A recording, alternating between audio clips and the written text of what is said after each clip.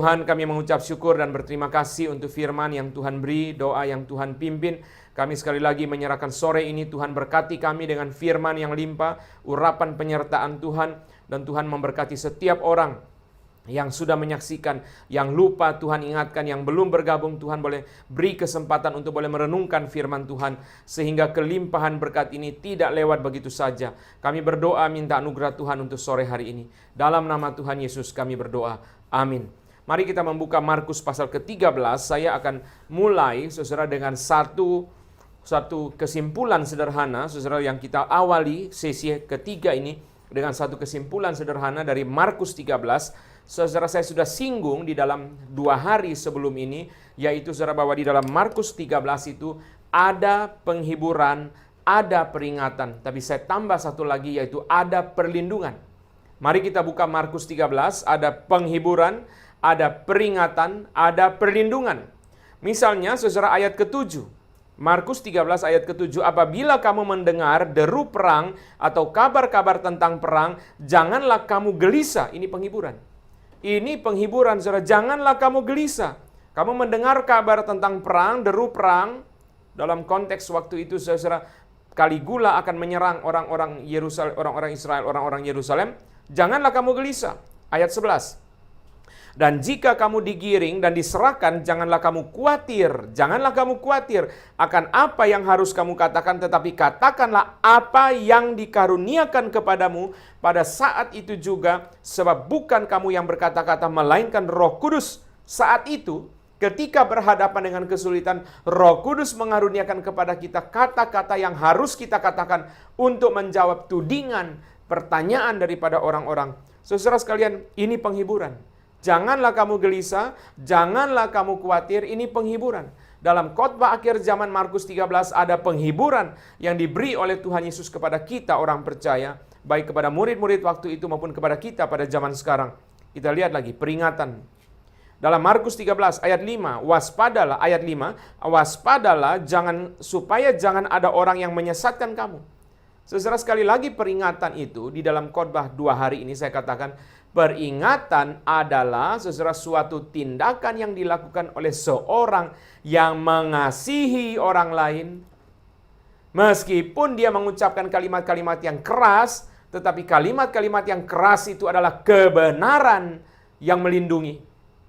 Peringatan saudara diberi oleh Tuhan Yesus berarti Tuhan Yesus adalah gembala yang baik yang sekarang mengasihi kita sehingga beri peringatan kepada kita. Jangan sampai kamu tertipu. Waspadalah supaya jangan ada orang yang menyesatkan kamu. Ayat 5. Ayat 9. Tetapi kamu ini hati-hatilah, kamu akan diserahkan kepada majelis agama dan kamu akan dipukul. Tuhan Yesus tidak menipu kita. Oh, jangan khawatir, ikut aku pasti aman. Tenang saja, kamu nggak akan dipukuli, nggak akan diserahkan. Itu penipuan, saudara. Kalau kita kemudian ditipu, kita percaya kepada penipuan itu, lalu kita melenggang saudara dengan santai-santai, ternyata kita ditangkap, diserahkan, kita dipukuli, kita akan memaki Tuhan Yesus. Tetapi Tuhan Yesus adalah gembala yang baik, memberitakan kebenaran yang sesungguhnya kepada kita, yaitu kebenaran itu merupakan peringatan-peringatan yang melindungi kita, sekalipun peringatan itu adalah kebenaran yang keras, yang tidak enak didengar. Kamu hati-hati, kamu akan diserahkan. Ayat 23. Markus 13 ayat 23. Markus 13 ayat 23. Hati-hatilah kamu, aku sudah terlebih dahulu mengatakan semuanya ini kepada kamu. Dalam kaitan apa, saudara? Penyesatan. Hati-hati, aku sudah ngomong. Jangan sampai kamu terjebak. Saudara, orang tua manapun di dunia ini yang mengasihi anaknya akan memberi peringatan. Dimanapun, saudara, akan memberi peringatan. Dimanapun, saudara. Orang tua yang mengasihi, saudara, akan memberi peringatan, saudara. Di Amsterdam itu, saudara, ganja dilegalkan. Tetapi di hotel-hotel tempat-tempat mahasiswa tinggal atau di kos-kosan tempat mahasiswa tinggal selalu ada peringatan. Jangan terjebak, jangan mengikuti mereka, jangan mau ditipu oleh mereka, hidupmu akan hancur dan sebagainya. Bukankah negara itu negara bebas, kota itu kota bebas, orang boleh saja memakai ganja sebab itu memang dilegalkan oleh negara. Meskipun demikian, di tempat-tempat kos mahasiswa tetap saja ada peringatan-peringatan yang diberikan kepada para mahasiswa supaya mereka berhati-hati. Saudara sekalian, ada peringatan. Itu adalah bentuk cinta kasih Tuhan. Ayat 33, hati-hatilah dan berjaga-jagalah, sebab kamu tidak tahu bila manakah waktunya tiba. Peringatan yang diberikan oleh Tuhan, kita bersyukur ada peringatan yang diberikan oleh Tuhan. Setelah penghiburan, lalu peringatan. Yang ketiga ada perlindungan. Ada perlindungan, ayat 13. Perlindungan. Kamu akan dibenci semua orang oleh karena namaku, tetapi orang yang bertahan sampai pada kesudahannya, ia akan selamat. Kamu akan dibenci semua orang oleh karena namaku, tetapi orang yang bertahan sampai pada kesudahannya akan selamat. Ayat 20. Markus 13 ayat 20. Akan tetapi oleh karena orang-orang pilihan yang telah dipilihnya, Tuhan mempersingkat waktunya. Kesengsaraan besar. Ada kesengsaraan besar yang sudah kita bahas, saudara, berkaitan dengan antikristus. Akan terjadi kesengsaraan besar, tetapi Tuhan mengasihi umatnya, Tuhan melindungi orang percaya, sehingga demi orang pilihan Tuhan mempersingkat waktunya. Ini perlindungan. Demi orang pilihan Tuhan persingkat waktunya. Kalau Tuhan tidak persingkat waktunya sangat berat. Ayat 22. Sebab Mesias-Mesias palsu dan nabi-nabi palsu akan muncul, dan mereka akan mengadakan tanda-tanda dan mujizat-mujizat dengan maksud sekiranya mungkin menyesatkan orang-orang pilihan. Sekiranya mungkin. Tapi tidak terjadi.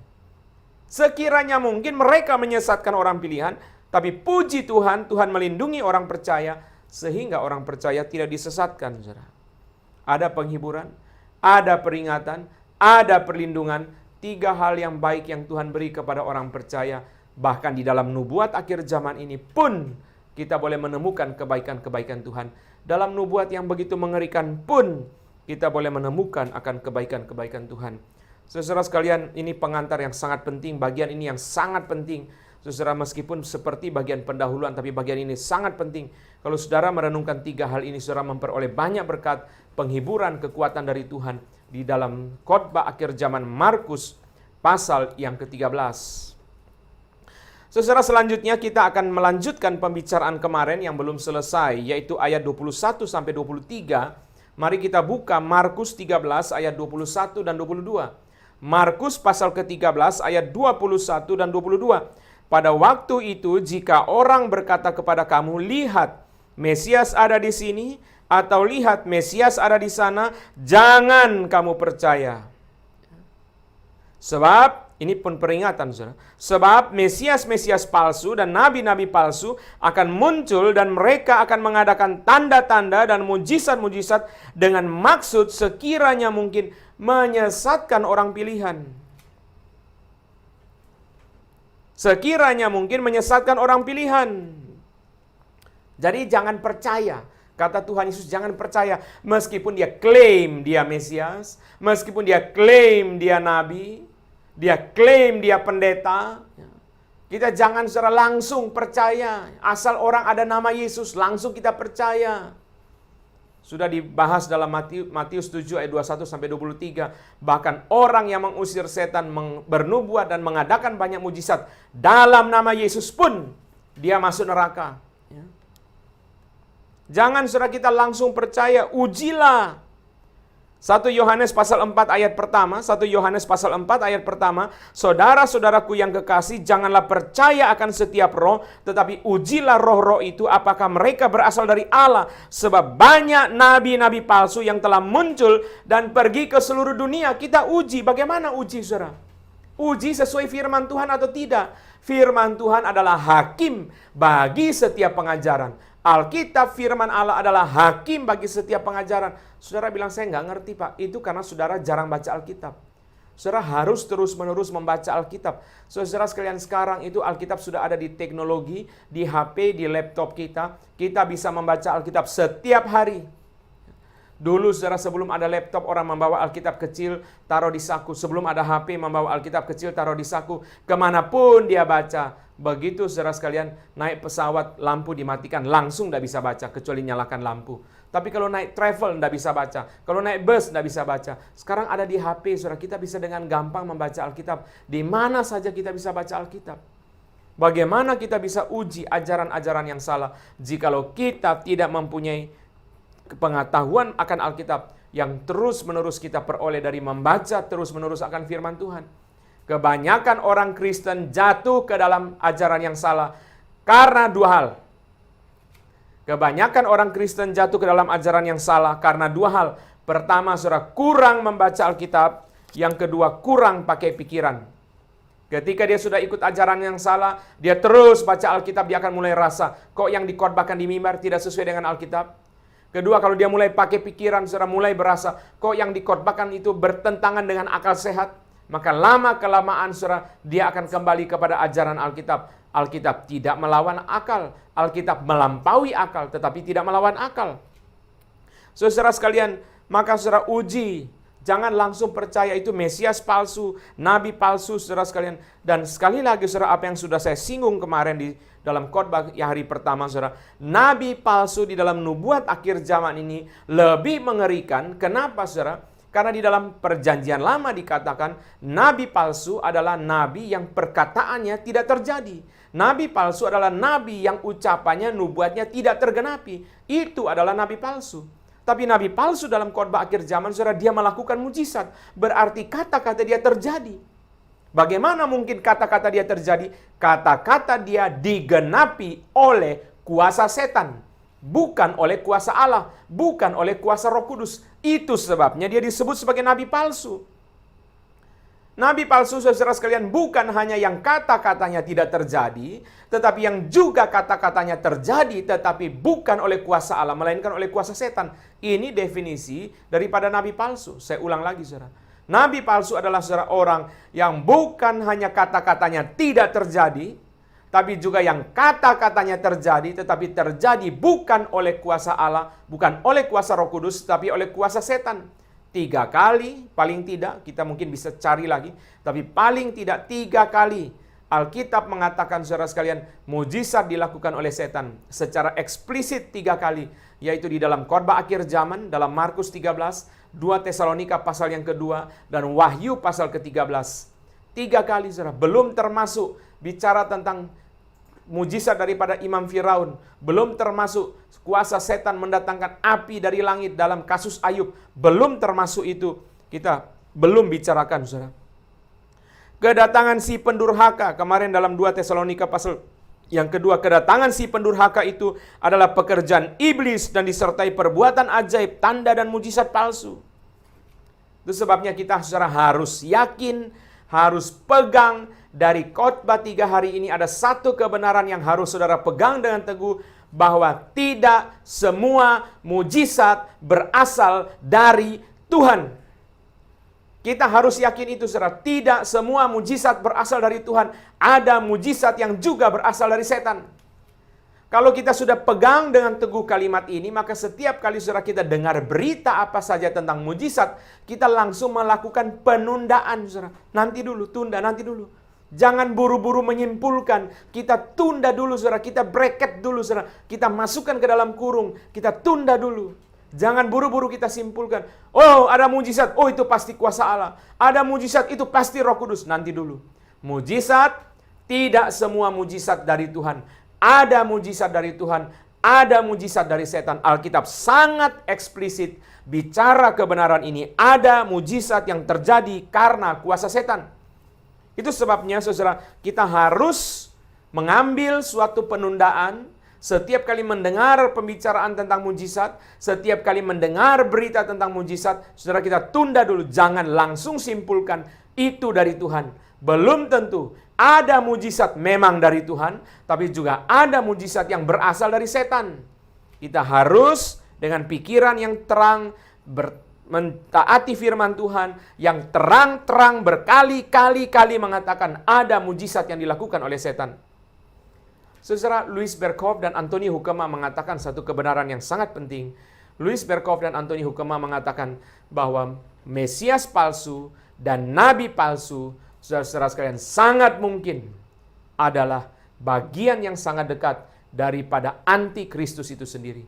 Bisa antikristus itu sendiri, bisa dia adalah agen dari antikristus, yang pasti adalah agen daripada setan. Saudara, saya mau mengutip William Barclay. Ada 5 penjelasan yang bagus di sini. Tapi saya harus memberi pengantar sedikit tentang William Barclay, saudara. William Barclay, saudara, adalah seorang teolog yang saudara mengaku dirinya liberal Injili, liberal evangelical, saudara. Tapi sebenarnya William Barclay itu adalah orang liberal teologianya. Kenapa begitu, saudara? Karena William Barclay, saudara sekalian, dia meragukan mujizat terjadi. Meragukan saudara Yesus lahir dari perawan Maria. William Barclay adalah seorang universalist. Dia mengaku sendiri dia seorang universalist. Dia seorang yang, saudara sekalian, percaya bahwa semua manusia otomatis diselamatkan. Yang percaya Tuhan Yesus atau tidak percaya Tuhan Yesus diselamatkan. Itu namanya universalist, saudara. William Barclay, saudara sekalian, mengatakan dia tidak percaya Perjanjian Baru pernah menegaskan tentang keilahian Tuhan Yesus. Lalu saudara sekalian, kita juga melihat William Barclay adalah seorang yang tidak begitu setuju kepada penebusan Tuhan Yesus menggantikan orang-orang berdosa. Beberapa kesulitan ini, saudara, beberapa kelemahan ini, saudara sekalian, membuat kita ketika membaca buku dari William Barclay, kita harus sangat berhati-hati.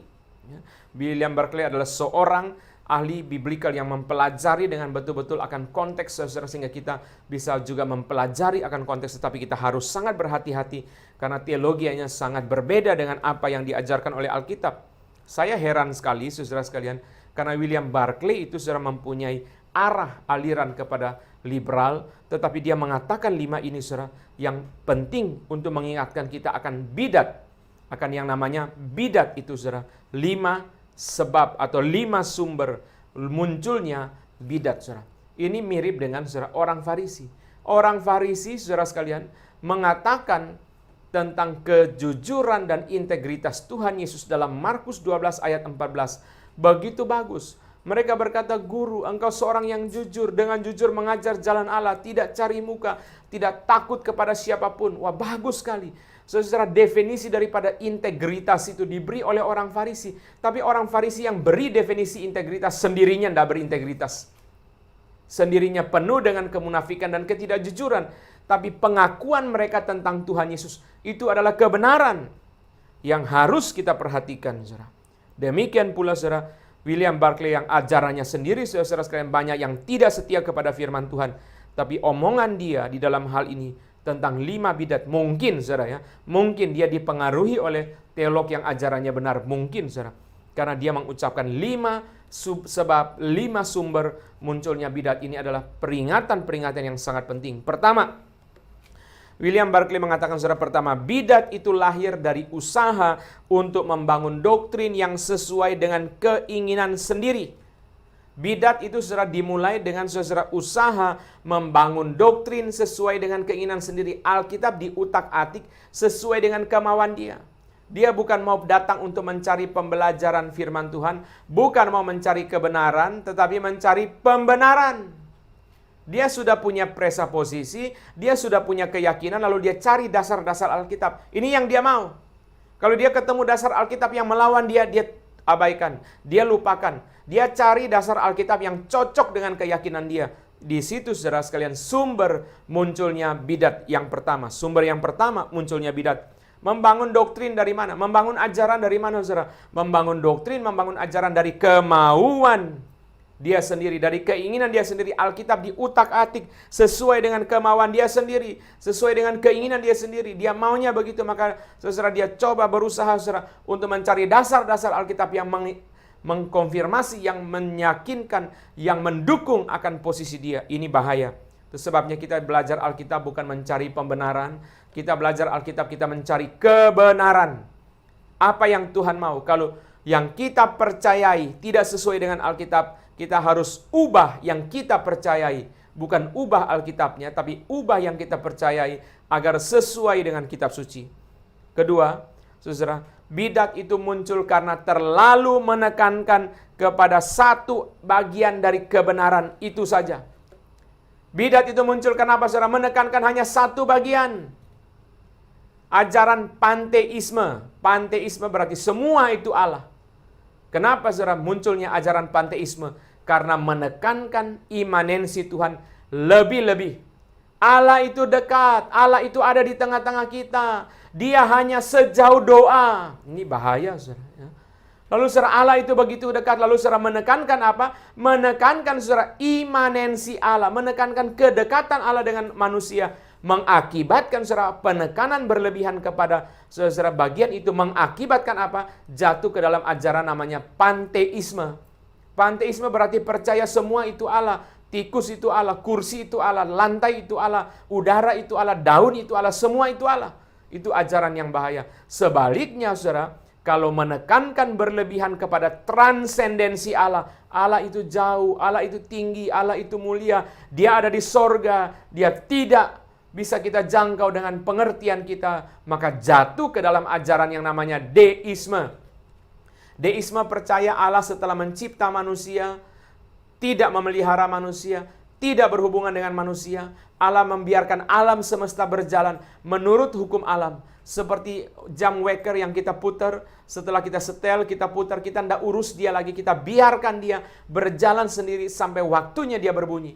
Demikian pula orang deisme percaya Allah setelah mencipta manusia, tidak ada hubungan dengan manusia, tidak ada hubungan dengan ciptaan, karena ciptaan dan manusia berjalan dengan hukum alam. Itu deisme. Deisme dari mana saudara? Dari penekanan yang berlebihan kepada transendensi Allah. Kita mesti hati-hati saudara. Di dalam khotbah, dalam pengajaran Tuhan Yesus tentang Roh Kudus, Tuhan Yesus berkata, Roh Kudus ketika datang, Dia adalah Roh kebenaran, memimpin kita ke dalam seluruh kebenaran. Memimpin kita ke dalam seluruh kebenaran. William Hendriksen di dalam bagian itu berkata bahwa Roh Kudus memimpin kita ke dalam seluruh kebenaran, berarti Roh Kudus memimpin kita ke dalam the whole body of redemptive revelation, ke dalam seluruh kebenaran Alkitab, seluruh kebenaran keselamatan, tanpa menekankan satu bagian. Kita mesti hati-hati saudara, kalau gereja atau pendeta yang terus menekankan kasih Allah, terus menekankan kasih Allah saudara, lupa akan keadilan Allah, lupa akan murka Allah, lupa akan kebenaran kekudusan Allah yang juga Alkitab tekankan. Kita mesti berhati-hati. Kita jangan saudara menggunting Tuhan Yesus hanya separuh. Tuhan Yesus penuh dengan kasih. Dia menyembuhkan orang kusta. Dia memberi makan 5.000 orang. Tapi jangan lupa Tuhan Yesus yang paling banyak bicara tentang neraka. Jangan lupa Tuhan Yesus menegur dosa orang Farisi begitu keras. Berkata berkali-kali, celakalah kamu, celakalah kamu, celakalah kamu. Tuhan Yesus yang juga begitu keras membersihkan bait suci yang sudah penuh dengan dosa. Kita harus seimbang. Jangan menekankan hanya satu sisi daripada Tuhan Yesus atau satu sisi daripada Allah. Itu menjadi sangat-sangat berbahaya. Allah itu kasih, betul. Tapi Allah juga adil. Allah juga yang menjatuhkan murka. Allah juga yang benar dan kudus. Harus dua sisi. William Barclay yang ajarannya tidak kita setujui seluruhnya. Saudara William Barclay mengatakan bidat itu muncul karena terlalu memberi penekanan kepada satu bagian dari kebenaran itu saja. Kita setia kepada Alkitab, kita jangan membela hanya satu bagian doktrin. Kita senang satu doktrin, kita bela mati-matian satu doktrin. Doktrin yang lain kita abaikan. Yang ketiga saudara, bidat itu muncul dari upaya menghasilkan suatu agama yang sesuai dengan keinginan orang-orang, yakni suatu agama yang populer dan menarik. Bidat itu muncul dari mana? Dari keinginan menghasilkan suatu agama yang memenuhi keinginan orang banyak, yang populer dan menarik. Kalau kita setia kepada Alkitab, jadi hamba Tuhan, gereja jemaatnya cuma 50, 60 sedikit. Kapan gereja kita jemaatnya 50.000? Cara paling cepat, rubah ajarannya. Supaya ajaran itu menyenangkan orang banyak. Supaya ajaran itu menarik orang banyak. Di sini sumber mulainya bidat. Sumber munculnya bidat dari mana? Munculnya bidat saudara, sumbernya berasal daripada saudara sekalian. Orang ingin menyenangkan pendengar. Ingin menyenangkan banyak orang. Itu bahaya. Pendeta Stephen Tong terus-menerus mengingatkan hamba Tuhan. Jangan bersifat market orientation. Bersifat menyenangkan banyak orang. Rasul Paulus berkata orang Yahudi menghendaki mujizat, orang Yunani menghendaki hikmat, tetapi kami memberitakan Kristus yang tersalib. Tidak peduli orang Yahudi atau orang Yunani setuju atau tidak setuju. Saudara sekalian, ini adalah bahaya daripada bidat itu saudara, yaitu menghasilkan agama yang populer dan menarik. Yang keempat saudara, bidat itu muncul karena seseorang menceraikan dirinya sendiri dari persekutuan Kristen. Dia tidak mau baca buku teologi, Dia mau menafsirkan menurut tafsiran dia sendiri. Dia mengabaikan akan tradisi kekristenan yang sudah setia kepada Alkitab berpuluh-puluh tahun, beratus-ratus tahun, beribu-ribu tahun. Dan bagi saya orang yang mempunyai sikap seperti itu adalah orang yang penuh dengan kesombongan rohani. Seolah-olah Roh Kudus hanya bekerja pada dia, dan Roh Kudus tidak bekerja pada hamba-hamba Tuhan yang sudah diberkati Tuhan sebelumnya. Dia tidak mau membaca buku. Dia langsung membaca Alkitab, langsung menafsirkan Alkitab menurut apa yang dia pikir benar.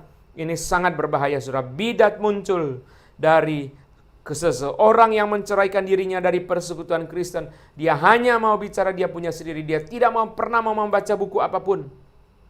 Yang paling kacau adalah saudara pendeta yang mengatakan bakar semua buku teologi. Kita langsung belajar dari Roh Kudus. Itu paling kacau. Kenapa saudara saya katakan paling kacau? Dia katakan bakar semua buku teologi, belajar langsung dari Roh Kudus. Setelah itu kalimat ini sendiri pun dicetak di dalam buku. Teologi yang diajarkan dicetak di dalam buku. Ini sesuatu yang paling aneh. Yang kelima, saudara, bidat muncul dari mana? Bidat muncul dari, saudara, upaya menjadikan segala sesuatu masuk di dalam akal. Bagaimana supaya Tritunggal masuk akal? Bagaimana supaya Duinatur Kristus masuk akal? Kalau saudara akal kita ini, bakpao di sini, saudara, semua harus masuk ke sini. Itu, saudara, tidak mungkin. Itu akan kacau, saudara. Chesterton mengatakan kalau semua dimasukkan ke sini, saudara, memasukkan sorga ke dalam kepala, kepala akan meledak. Orang bijaksana bukan membawa sorga paksa masuk ke dalam kepala dia, tetapi membawa kepala dia masuk ke dalam sorga. Saudara, tidak berarti orang bisa masuk sorga dengan kepala dia sendiri. Karena darah Kristus, dia boleh masuk ke dalam sorga. Saudara sekalian, masuk akal, semua harus masuk ke dalam akal dia. Akal dia sudah dicemari oleh dosa. Akal dia terbatas. Mana mungkin saudara semua masuk ke dalam akal dia. Saya selalu menjelaskan dengan sederhana begini, saudara. Alam lebih rendah dari manusia. Alam pun tidak semua bisa kita pahami. Ahli-ahli sudah ribuan tahun pun tidak semua bisa seluruhnya memahami alam. Masih diteliti terus. Masih banyak hal belum bisa dipahami. Kedua, manusia. Manusia lebih tinggi dari alam. Alam saja tidak bisa dipahami. Apalagi manusia. Manusia bisa dipahami. Coba saudara tanya sama bapak-bapak yang sudah menikah dengan istrinya selama 60 tahun. Pada hari ulang tahun pernikahan ke-60, lalu pembawa acara berkata, "Om, bersyukur Tuhan sudah pimpin pernikahan Om dan Tante selama 60 tahun.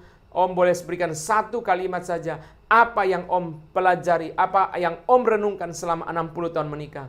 Si bapak itu maju, diberi mikrofon, lalu dia berkata, "Satu hal yang saya temukan selama menikah 60 tahun, yaitu wanita pada dasarnya sulit dimengerti." Bayangkan sudah nikah 60 tahun masih tidak mengerti istrinya. Kenapa? Memang manusia nggak gampang dimengerti. Kita tidak bisa memahami seluruhnya manusia itu. Banyak hal yang kita juga tidak bisa pahami. Yang ketiga, saudara, manusia saja sulit dimengerti, apalagi Allah. Allah lebih nggak bisa dimengerti, saudara. Kita bisa mengenali Allah, tetapi kita tidak bisa memahami Allah sampai dengan tuntas. Itu sebabnya jangan paksa semua tentang Allah itu harus masuk ke dalam akal kita. Kita akan jatuh ke dalam ajaran bidat.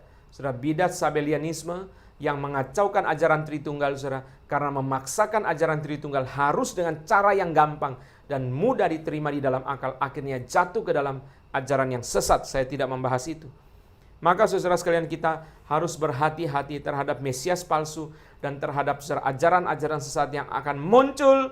Bahkan saudara dibilang sekiranya mungkin menyesatkan orang pilihan. Berarti saudara ajarannya itu begitu kelihatan rohani, begitu kelihatan alkitabiah, tapi sebenarnya justru melawan Alkitab. Kalau dia renungkan dengan baik-baik, kalau ditelusuri dengan sungguh-sungguh, ditemukan bahwa ajaran itu sebenarnya melawan kitab suci. Kita harus berhati-hati, karena menuju kepada kedatangan Kristus akan muncul nabi palsu, akan muncul Mesias palsu. Dan saya berkata kepada saudara, Mesias palsu dan nabi palsu belum diselamatkan. Kita mesti berhati-hati. Meskipun dia ngaku diri Kristen, meskipun dia baca Alkitab, meskipun dia berkhotbah, meskipun dia mengaku diri orang Kristen, tapi dia nabi palsu, dia belum diselamatkan. Mesias palsu tidak diselamatkan. Orang-orang yang binasa, jangan sampai saudara tertipu mengikuti mereka. Mari kita mempelajari Alkitab dengan baik-baik. Mari saudara pakai waktu selama berada di rumah untuk membaca kitab suci. Banyak mempelajari firman Tuhan supaya kita mengerti kebenaran. Dan kita berdoa supaya Tuhan bangkitkan hamba-hamba Tuhan untuk memberitakan kebenaran. supaya ketidakbenaran jangan dianggap sebagai kebenaran. Saudara sekalian, setelah memberi peringatan ini, Tuhan Yesus berikan ayat 23, Markus 13 ayat 23, hati-hatilah kamu, aku sudah terlebih dahulu mengatakan semuanya ini kepada kamu. Hati-hati menghadapi kesengsaraan besar, hati-hati menghadapi penyesatan. Jangan sampai kita didistraksi oleh penyesatan maupun oleh kesengsaraan. Mari kita tetap memelihara fokus kita untuk melakukan yang terbaik kepada Tuhan di dalam kondisi apapun. Virus corona mengajar kepada kita bahwa manusia tidak siap. Sesungguhnya banyak dari antara kita yang tidak siap menghadapi kondisi seperti ini. Termasuk pemerintah, saudara, tidak siap. Masyarakat kita tidak siap, saudara, menghadapi kondisi-kondisi yang sulit seperti ini. Itu sebabnya, saudara sekalian, kita bisa mengerti, saudara, bahwa kondisi seperti ini, saudara, bisa menimpa dan mengakibatkan jatuh banyak korban. Karena sesungguhnya kita tidak siap, saudara. Saudara sekalian, mari kita melanjutkan setelah peringatan ini, saudara. Melanjutkan dengan ayat 24 dan 25. Tuhan Yesus membicarakan tentang tanda-tanda alam. Tanda-tanda langit ayat 24 dan 25. Tetapi pada masa itu sesudah siksaan itu matahari akan menjadi gelap dan bulan tidak bercahaya dan bintang-bintang akan berjatuhan dari langit dan kuasa-kuasa langit akan goncang. Saudara perhatikan. Saudara perhatikan. Bagian ini hurufiah. Kalau saudara membaca kalimat-kalimat seperti ini di dalam Wahyu, itu simbol. Kalau saudara membaca kalimat-kalimat seperti ini dalam Wahyu, itu simbol. Jangan langsung dipahami secara hurufiah. Tapi kalau saudara membaca dalam Markus 13, perkataan Tuhan Yesus, ini hurufiah. Ini adalah, saudara, cosmic cataclysm. Memang ini, saudara, ini adalah, saudara, semacam kekacauan kosmik. Saudara, kekacauan kosmik, saudara, yang tidak bicara tentang jatuhnya Yerusalem, sudah bicara itu, saudara. Maka nubuat Tuhan Yesus tentang akhir zaman dalam Markus 13 itu kelihatan sekali. Ada continuity, ada discontinuity. Bicara tentang kejatuhan Yerusalem, bicara tentang runtuhnya bait Allah, tapi tidak dikurung. Saudara, nubuat ini tidak dikurung, dibatasi, dilimit hanya pada situ. Tapi moving forward, menuju kepada nubuat tentang akhir zaman, tentang kedatangan Kristus kali kedua, sehingga bicara tentang tanda-tanda langit ini yang tidak berkaitan dengan apa yang terjadi di Yerusalem. Ini adalah, saudara sekalian, ini adalah meta-historical event. Ini adalah, saudara, sesuatu yang melampaui sejarah. Ini, saudara, sesuatu yang bicara tentang tanda langit, saudara. Ini bicara tentang sesuatu yang sangat dahsyat, sesuatu yang sangat luar biasa. Dan di sini kita mengerti, saudara, di sini kita mengerti bahwa ini akan memasuki, saudara, memasuki kekekalan, memasuki zaman baru. Sehingga terjadi perubahan pada alam semesta.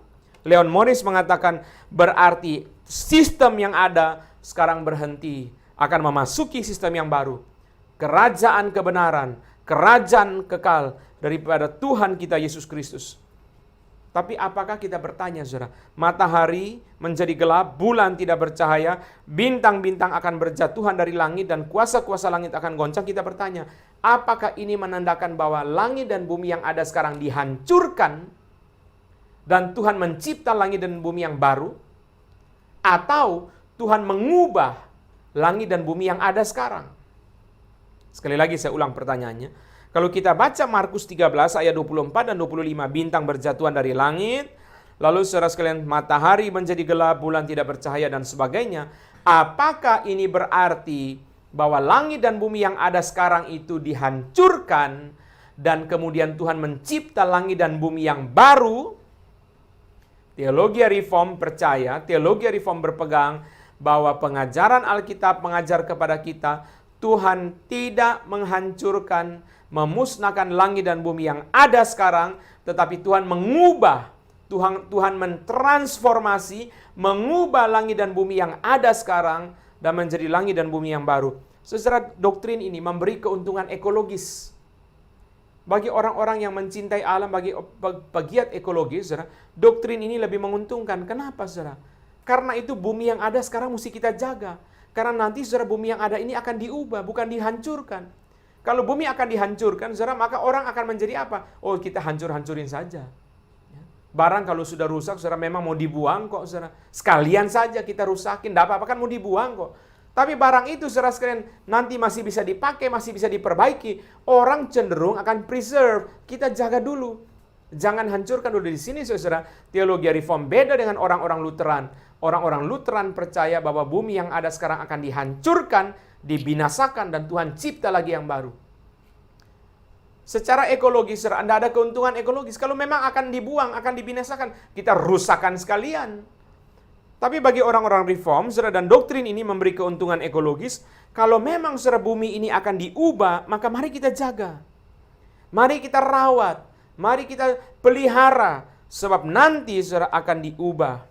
Bagaimana argumentasinya? Saya mengajak saudara merenungkan apa yang dikatakan oleh Anthony Hukema. Argumentasinya apa, saudara? Ketika kita berpegang bahwa bumi yang ada sekarang bukan dihancurkan, bukan dibinasakan dan dicipta yang baru, tapi bumi yang ada sekarang diubah. Yang pertama, saudara sekalian, kata baru yang muncul dalam Wahyu 21, 2 Petrus 3, langit dan bumi yang baru. 2 Petrus 3 bicara langit dan bumi yang baru. Wahyu 21 bicara langit dan bumi yang baru. Maka kata baru yang dipakai di situ adalah kainos. Bukan neos. Neos itu neo ya, neo menjadi new ya. Kata yang dipakai dalam 2 Petrus 3 dan Wahyu 21 bukan neos, N-E-O-S, tetapi kainos, K-A-I-N-O-S. Bedanya apa? Saudara, bedanya apa? Ini dua kata saudara sekalian berbeda sekali. Neos itu saudara artinya baru, yang dibedakan, saudara, yang dibedakan dari sesuatu yang lama. Baru, saudara, yang dibedakan dalam hal waktu, yang dibedakan dari sesuatu yang lama. Sedangkan kainos itu berarti baru dalam kualitas, baru dalam hakikat, baru dalam kualitas. Ini beda, saudara. Neos itu berarti baru yang dibedakan dari sesuatu yang lama. Sedangkan kainos itu berarti baru dalam kualitas. Berarti, saudara, beda. Sekarang, saudara, langit dan bumi yang baru di dalam 2 Petrus 3 dan Wahyu 21 memakai kata kainos itu berarti apa, saudara? Baru dalam kualitas. Di sini memberikan kepada kita pengajaran, saudara sekalian. Oh, kalau begitu berarti langit dan bumi yang ada sekarang diperbaharui. Ya. Rekondisi, kalau mesin itu, saudara, ya. Rekondisi, saudara. Yang ada sekarang, saudara, bukan dibuang, saudara, bukan dihancurkan, bikin baru, enggak. Seperti saban hari kita lihat di Facebook, saudara, begitu banyak orang yang menjalankan itu menjadi suatu rekaman yang menarik, saudara. Itu, saudara, sepeda motor yang sudah ditenggelam dalam tanah, saudara, dia ambil lagi, saudara, dia perbaiki lagi satu persatu, dia perbaiki sampai menjadi, saudara. Itu kalau video itu tidak dipercepat, saudara, kita nontonnya sampai jenuh, saudara, karena satu persatu dia buka, saudara, dia bersihkan pakai oli dan sebagainya, sampai dia buka, sampai kemudian dia perbaiki menjadi baru. Itu, saudara, ada pembaharuan, transformasi. Bukan dihancurkan, sudah motor itu saudara masukkan ke dalam mesin, digiling hancur, lalu pergi ke pabrik bikin motor baru. Bukan. Langit dan bumi yang baru, kainos itu, saudara, berarti apa, saudara? Diperbaharui dari apa yang ada sebelumnya. Kelanjutan dari langit dan bumi yang lama diperbaharui. Ini alasan yang pertama yang diberi oleh Anthony Hukema. Langit dan bumi yang baru itu, saudara, berarti diperbaharui dari apa yang ada. Yang kedua, saudara, Roma pasal ke-8, saya nggak ajak saudara baca beberapa ayat ini, tapi saudara bisa catat. Roma pasal ke-8, saudara, ayat 20 dan 21, saudara, Paulus bicara, saudara, seluruh makhluk menantikan, rindu menantikan anak Allah, saudara, supaya mereka dibebaskan dari perbudakan. Mereka dibebaskan dari perbudakan, mereka dibebaskan dari penderitaan, saudara. Segala makhluk menantikan pembebasan. Artinya apa, saudara? Tetap ada, saudara. Mereka ingin dibebaskan dari perbudakan, ingin dibebaskan dari penderitaan, saudara. Bukan ciptaan yang dibuat baru dari sesuatu yang binasa, saudara, lalu bikin baru. Bukan. Yang ada, yang lama itu, saudara, dibebaskan dari penderitaan, dibebaskan dari perbudakan. Berarti, saudara, diperbaiki. Ini alasan yang kedua, saudara. Alasan yang ketiga, saudara sekalian, ada analogi antara langit dan bumi yang baru dengan tubuh orang percaya dalam 1 Korintus 15. 1 Korintus 15 ayat 51 dan 52. Sesungguhnya aku menyatakan kepadamu suatu rahasia, kita tidak akan mati semuanya, tetapi kita akan diubah dalam sekejap mata pada waktu bunyi nafiri yang terakhir, sebab nafiri akan berbunyi dan orang-orang mati akan dibangkitkan dalam keadaan yang tidak dapat binasa dan kita semua diubah. Paulus berkata orang percaya itu tubuhnya akan diubah. Maka analogi dengan tubuh orang percaya, kita juga percaya langit dan bumi yang baru itu diubah, saudara. Bagi saya saudara sebenarnya mulai dari Tuhan Yesus sendiri. Tuhan Yesus sendiri saudara menggunakan tubuh kemuliaan itu saudara, bukan tubuh yang dipaku salib itu dibinasakan, dihancurkan, digilas. Lalu kemudian saudara sekalian menggunakan tubuh kemuliaan. Jadi tubuh yang lama itu di mana saudara? Oh ada, mati ada, tempatnya enggak. Tubuh yang lama itu tetap dipakai, saudara. Tubuh yang sudah ditusuk paku, yang sudah ditusuk tombak itu diperbaharui, saudara, menggunakan tubuh kemuliaan, menjadi tubuh kemuliaan. Itulah tubuh Tuhan Yesus yang merupakan, saudara, buah sulung kebangkitan bagi kita, sehingga nanti dalam kekekalan kita juga memakai tubuh yang seperti tubuh Tuhan Yesus. Kalau begitu berarti, saudara, langit dan bumi yang baru itu dari mana? Dari langit dan bumi yang lama yang diperbaharui. Sebagaimana tubuh orang percaya diperbaharui dari tubuh yang lama, diperbaharui menjadi tubuh kainos, tubuh dan tubuh yang baru. Demikian pula langit dan bumi, dari langit dan bumi yang lama diperbaharui menjadi langit dan bumi yang baru. Alasan yang pertama, karena kata kainos yang dipakai dalam 2 Petrus 3, Wahyu 21, itu berarti baru secara kualitas. Transformasi, saudara. Alasan kedua, seluruh makhluk menantikan pembebasan, Roma 8. Itu berarti saudara mereka tetap saja tetapi dibebaskan dari penderitaan. Alasan ketiga, analogi dengan tubuh orang percaya.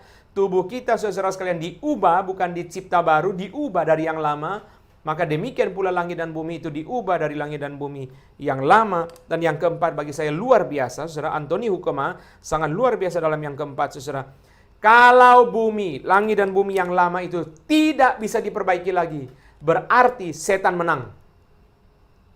Kalau langit dan bumi yang lama tidak bisa diperbaiki lagi, berarti setan berhasil merusak langit dan bumi sampai Tuhan pun tidak bisa perbaiki. Tuhan pun terpaksa harus menghancurkan. Ini bahaya secara teologis. Kalau langit dan bumi yang lama tidak bisa diperbaiki, Tuhan pun tidak bisa memperbaiki sampai terpaksa saudara harus cipta yang baru. Itu sama seperti barang, HP atau kamera atau arloji. Kita bawa ke tempat servis, dibilang tidak bisa diperbaiki. Ini sudah terlalu fatal, tidak bisa diperbaiki. Dibuang, beli baru. Berarti apa saudara? Yang merusak atau kerusakan itu sangat parah. Sampai pabrik pun tidak bisa perbaiki. Service center pun tidak bisa perbaiki. Maka berarti setan menang. Setan berhasil mencemari, merusak langit dan bumi. Sampai Tuhan pun tidak bisa memperbaiki. Ini suatu doktrin yang bahaya, saudara.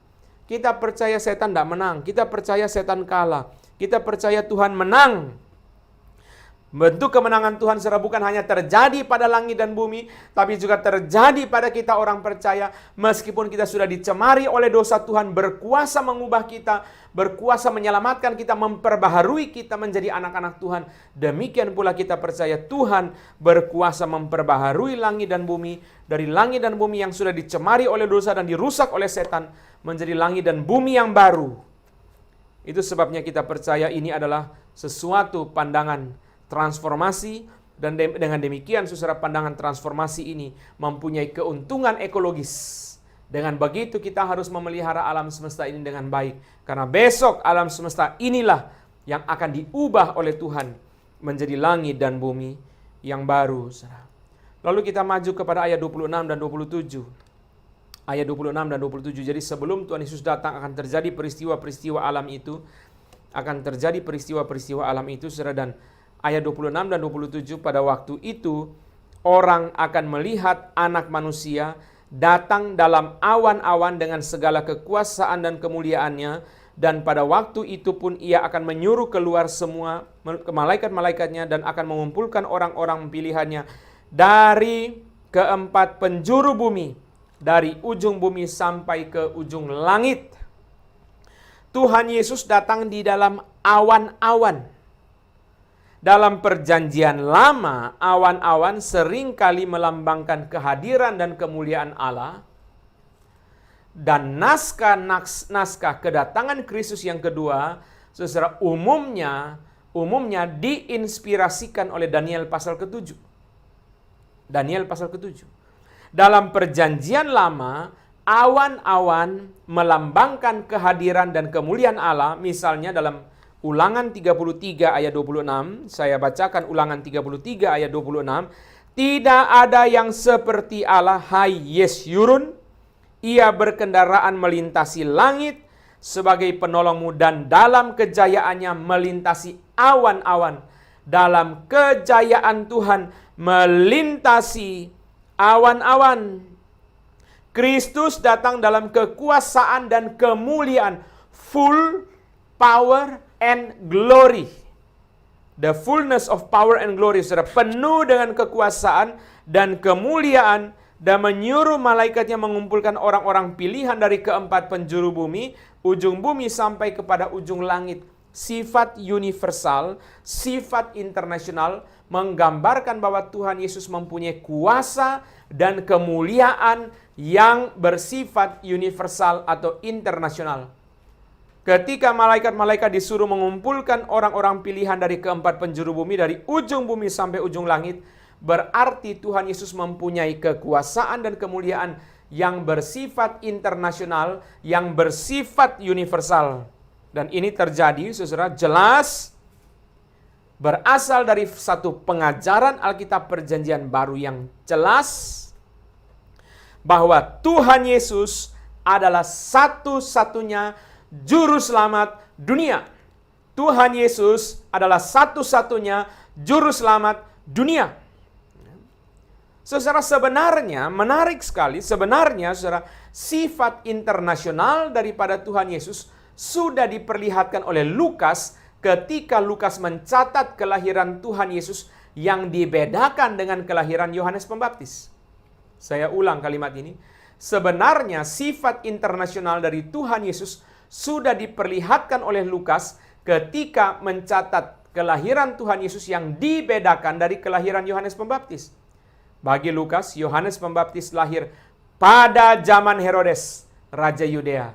Tapi Tuhan Yesus lahir pada zaman Kaisar Agustus memerintah seluruh dunia. Saudara bisa baca Lukas pertama dan kedua. Lukas sudah bedakan. Sejak permulaan dia bedakan Tuhan Yesus dan Yohanes Pembaptis. Dia sengaja saudara memberikan perbandingan itu supaya pembaca Lukas memahami betapa Tuhan Yesus sejak permulaan, sejak lahir memang sudah juru selamat dunia dan bersifat saudara lebih berkuasa dari Yohanes Pembaptis. Dia sengaja saudara bandingkan. Dan menarik sekali, saudara, Lukas tidak mencatat Yohanes Pembaptis itu membaptiskan Tuhan Yesus. Dia hanya bilang Yesus dibaptis, saudara. Tidak diberitahu Yohanes Pembaptis yang membaptis. Karena Yohanes Pembaptis ditempatkan backstage, di belakang. Nggak boleh menonjol, saudara. Dia mau menonjolkan Tuhan Yesus. Dan Lukas berkata, Yohanes Pembaptis lahir pada zaman Herodes, Raja Yudea. Tapi Yesus lahir pada zaman Kaisar Agustus memerintah seluruh dunia. Saudara lihat perbedaan ini, perbandingan ini sangat jelas. Dia mau menggambarkan akan Tuhan Yesus sebagai juru selamat dunia. Dan ini penting bagi Injil Lukas karena Lukas ditulis untuk pembaca-pembaca bukan Yahudi. Dan Lukas sendiri sudah mengikuti Rasul Paulus selama berpuluh-puluh tahun.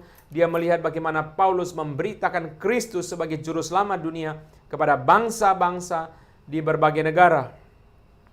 Saudara sekalian, mari kita buka satu persatu. Yang sudah terkenal tidak usah kita buka, saudara sekalian, tetapi yang belum terkenal kita buka. Yohanes 4 ayat 41 dan 42. Mari kita lihat Yohanes pasal keempat ayat 41 dan 42. Kesaksian orang-orang Samaria. Yohanes 4 ayat 41 dan 42.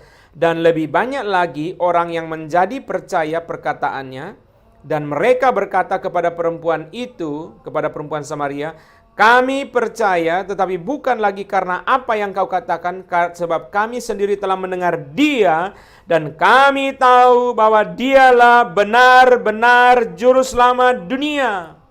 Orang Samaria yang kurang dihargai oleh orang Yahudi, orang Yudea, mereka mengaku sendiri bahwa Tuhan Yesus adalah benar-benar juru selamat dunia. Kita buka lagi 1 Yohanes 4 ayat 14. Yohaneslah yang memakai kata juru selamat dunia dua kali. Setelah kita baca 1 Yohanes 4 ayat 14. 1 Yohanes 4 ayat 14. Kesaksian para murid Tuhan Yesus yang diwakili oleh Rasul Yohanes. Dan kami telah melihat dan bersaksi bahwa Bapa telah mengutus anaknya menjadi juru selamat dunia.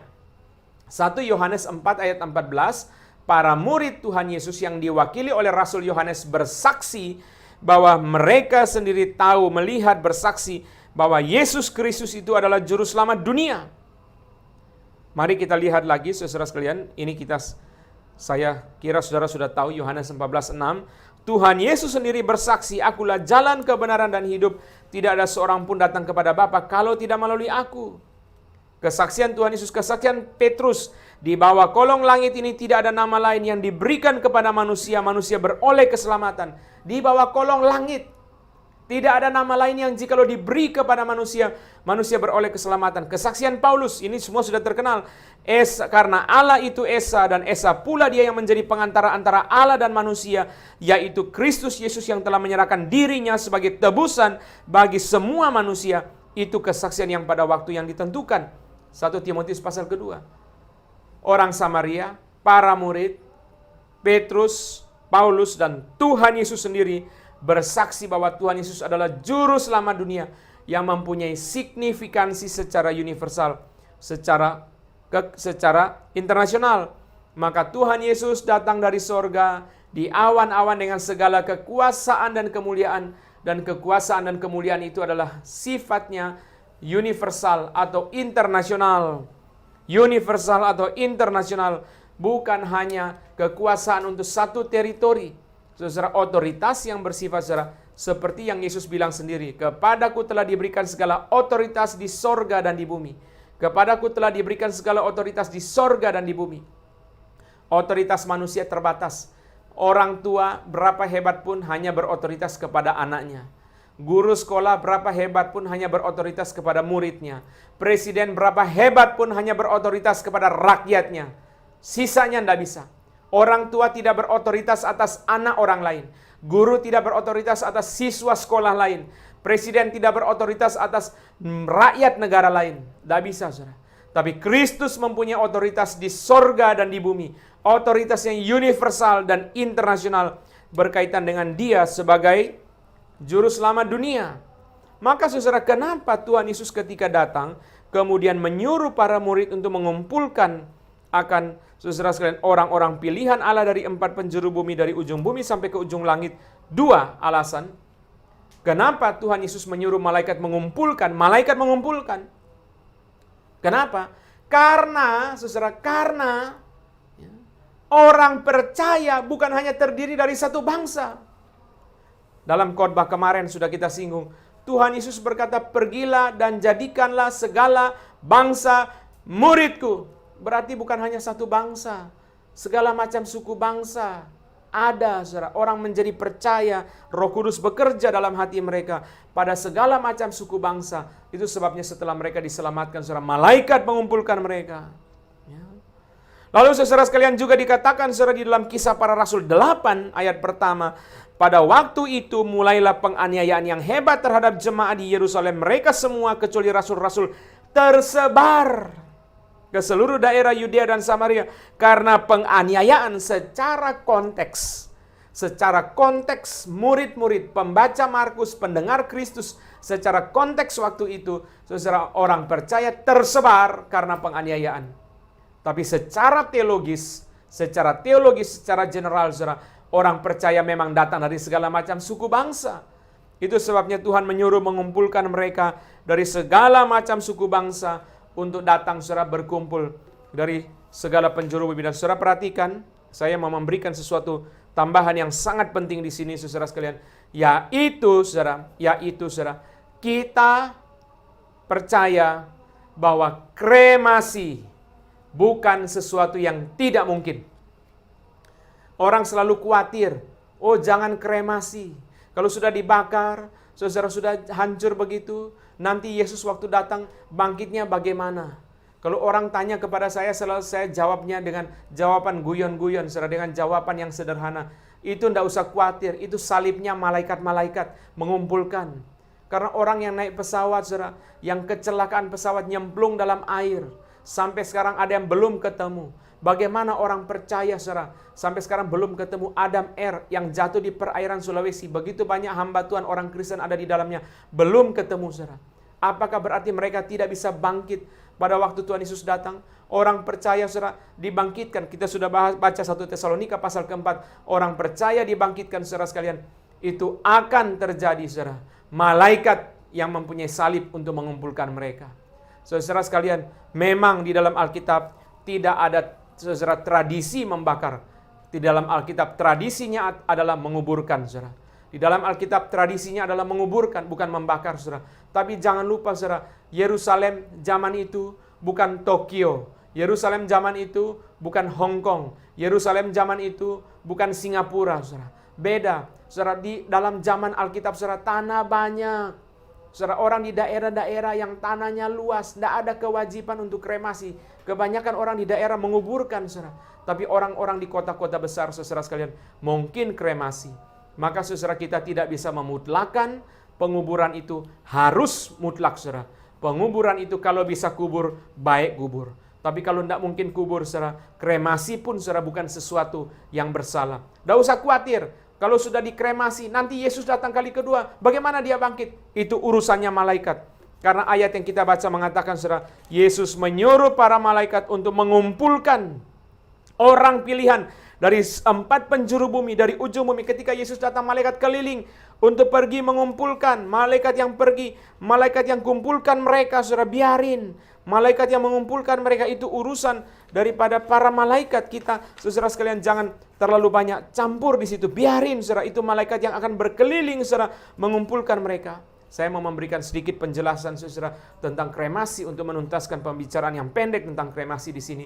Yaitu, saudara sekalian, kita percaya Musa dikuburkan tetapi mayatnya hilang. Bagi saya saudara, hilangnya mayat Musa itu satu indikasi bagi kemungkinan adanya dilakukannya kremasi. Musa dikuburkan tapi sampai hari ini nggak ada orang yang ketemu mayatnya. Lalu tiba-tiba kita baca surat Yudas, sudah ribuan tahun selisihnya dari kitab Ulangan terakhir sampai surat Yudas. Yudas mengatakan Mikael dan setan berdebat soal mayat Musa. Kita sudah bisa menduga, kita sudah bisa memikirkan perdebatan mereka apa. Mayat Musa bagi setan harus dikeluarkan. Kenapa saudara? Musa pemimpin begitu besar bagi orang Israel. Musa pemimpin yang terbesar bagi orang Israel. Mayat dikeluarkan supaya mereka sembah. Bagi malaikat Mikael, jangan dikeluarkan. Kalau dikeluarkan jadi penyembahan berhala. Maka mayat itu saudara akhirnya yang menang siapa? Mikael, bukan setan. Mikael, saudara sekalian, tidak keluarkan mayat Musa. Sedangkan saudara sekalian, setan kepengen mayat Musa dikeluarkan supaya disembah. Berarti apa saudara? Di sini pertimbangan muncul. Kalau saudara orang tua itu melihat anaknya sebagian masih menyembah berhala, maka kalau dikuburkan, anak-anaknya akan teruskan penyembahan berhala. Orang tua bisa mengambil keputusan lebih baik dikremasi. Lebih baik dikremasi supaya anak-anaknya tidak jatuh ke dalam penyembahan berhala. Ini orang tua yang niatnya baik. Orang tua yang sudah percaya Tuhan Yesus. Dia tidak ingin anak-anaknya menjadi penyembahan berhala. Jangan. Kalau dikuburkan nanti mereka menyembah berhala. Kalau gitu lebih baik dikremasi saja, saudara. Dan saudara, kita bisa juga memikirkan, saudara. Seperti Herman Bavinck mengatakan, orang yang menolak kremasi meragukan kemahakuasaan Allah. Ini kata Herman Bavinck. Orang yang menolak kremasi meragukan kemahakuasaan Allah. Maka saudara, kita percaya kremasi itu sesuatu yang mungkin dilakukan oleh orang percaya. Memang kalau bisa kubur saudara. Tetapi saudara, kita pertimbangan praktisnya banyak. Tadi saya sudah bicara teologis di situ. Pertimbangan praktisnya banyak saudara. Selain mungkin orang menyembah berhala. Sekarang saudara sekalian, ada yang mengurus kuburan itu. Kalau anak-anaknya semua tinggal di Amerika, tinggal di luar negeri. Lalu saudara, orang tua meninggal di Probolinggo. Orang tuanya meninggal saudara di Sumedang, lalu saudara dikuburkan di situ saudara. Mereka tidak tentu 1 tahun sekali datang. Bagaimana caranya? Siapa yang mengurus? Saudara, apalagi kalau kuburan itu bukan di dalam pemakaman profesional. Mungkin datang sudah hilang kuburannya. Besi baru dipasang, 2 bulan sudah hilang besinya. Sudah hilang, bahkan kuburannya pun bisa hilang saudara. Siapa mengurus? Lalu saudara, kita pikir lagi. Di kota-kota besar saudara. Ada kota-kota besar yang saya mendengarkan informasi orang kremasi saja harus ngantri 30 hari. Jangankan bilang kubur, saudara, kremasi saja harus ngantri 30 hari.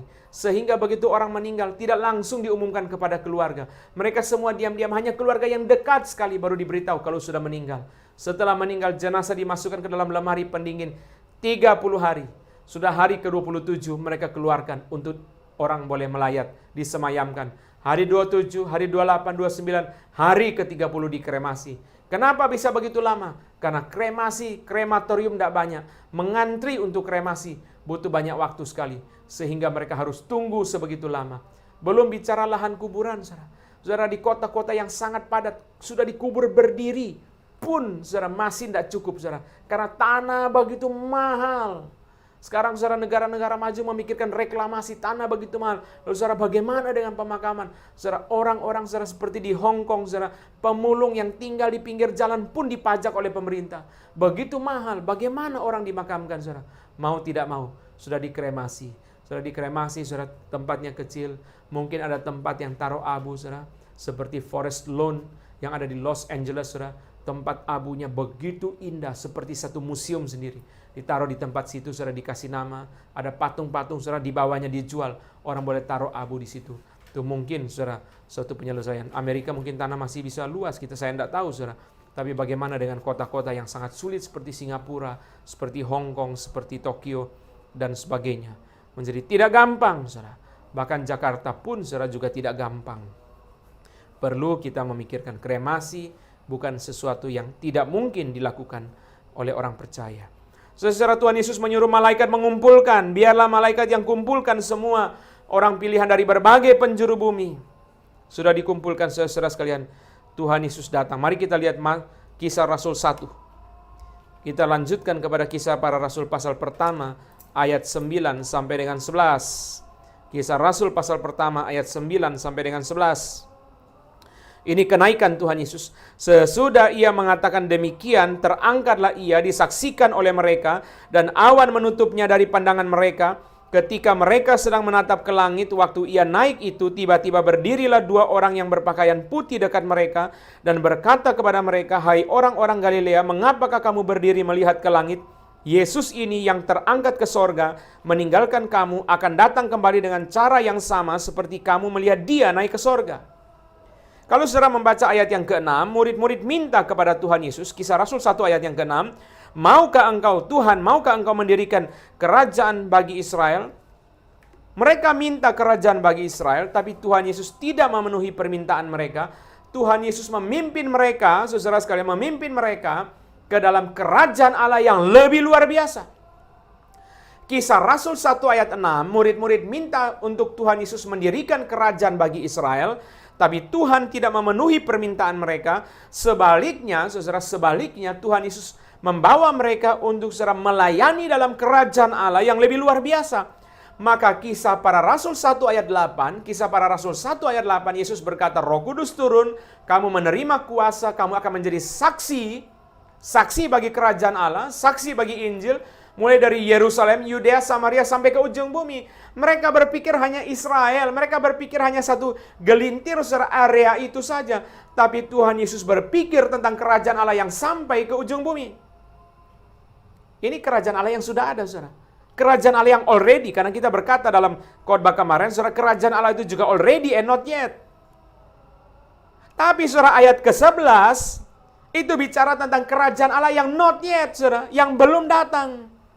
Yesus akan datang kembali. Yesus yang naik ke sorga, dengan cara yang sama dia akan datang kembali. Itu bicara kerajaan Allah yang not yet, yang belum datang, saudara. Mereka minta kerajaan bagi Israel, tapi Tuhan memimpin mereka untuk masuk ke dalam kerajaan Allah yang sudah ada, bersaksi dengan kuasa Roh Kudus. Bayangkan, saudara, mereka menjadi saksi kerajaan Allah dari Yerusalem sampai ke ujung bumi. Tapi juga, saudara, kerajaan Allah yang belum datang itu, not yet, yang belum datang itu, saudara, apa itu? Yaitu Yesus akan datang kembali. Yesus yang naik ke sorga, dengan cara yang sama dia akan datang kembali. Yesus ini yang terangkat ke sorga meninggalkan kamu akan datang kembali dengan cara yang sama seperti kamu melihat dia naik ke sorga. Maka saudara di sini mengajar kepada kita penantian akan kedatangan Tuhan Yesus dimulai sejak saat itu. Penantian akan kedatangan Tuhan Yesus bukan hanya terjadi nanti dekat-dekat akhir zaman, bukan. Penantian akan kedatangan Yesus bukan hanya terjadi sekarang, sudah terjadi sejak waktu malaikat berkata, Yesus yang kamu lihat naik ke sorga akan datang kembali dengan cara yang sama seperti kamu lihat dia naik ke sorga. Maka Cranfield, C.E.B. Cranfield mengatakan, saudara, it was and still is true to say that the parousia itu kedatangan Tuhan, the parousia is at hand ever since the incarnation, men have been living in the last days. Bahkan dari inkarnasi, orang-orang atau umat manusia sudah hidup di dalam hari-hari terakhir. Kenapa, saudara? Kita bilang, oh akhir zaman tuh nanti. Belum. Oh enggak, saudara. Sejak Yesus naik ke sorga, kan malaikat sudah bilang, Yesus yang naik ini akan datang kembali dengan cara yang sama. Bayangkan, saudara, sudah dikasih tahu caranya. Malaikat sudah kasih tahu cara datang, saudara. Kalau sudah bicara cara datang, saudara sekalian, itu bicara tentang kepastian akan datang. Kan begitu, saudara. Kalau kita sudah di briefing, saudara, protokoler di briefing, presiden akan datang, ini protokolernya. Penyambutannya begini. Nanti saudara akan bersama bupati, akan menyambut di airport, saudara.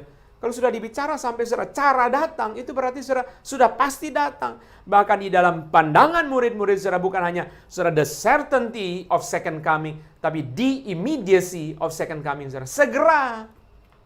Bagi murid-murid saudara, bukan hanya kedatangan kedua itu pasti, tapi segera, saudara.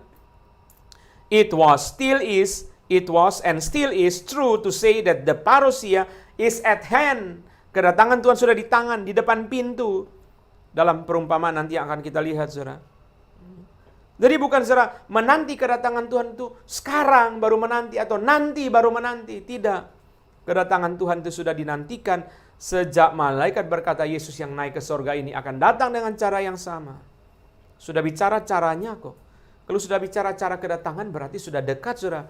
Sebentar lagi. Kalau orang mengundang presiden untuk datang 3 tahun sebelumnya, 2 tahun sebelumnya. Oke, jawab oke.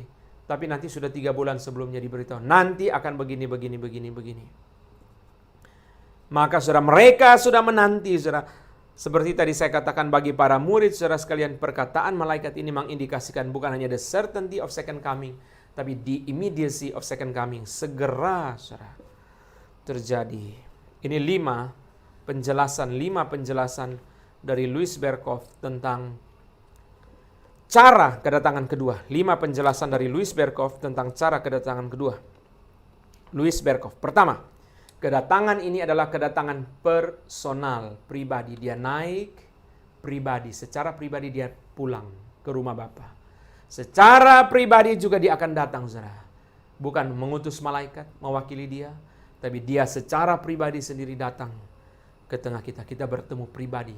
Maka ada lagu akhir zaman berkata, muka dengan muka. Yang paling sayang dalam gereja, satu hal.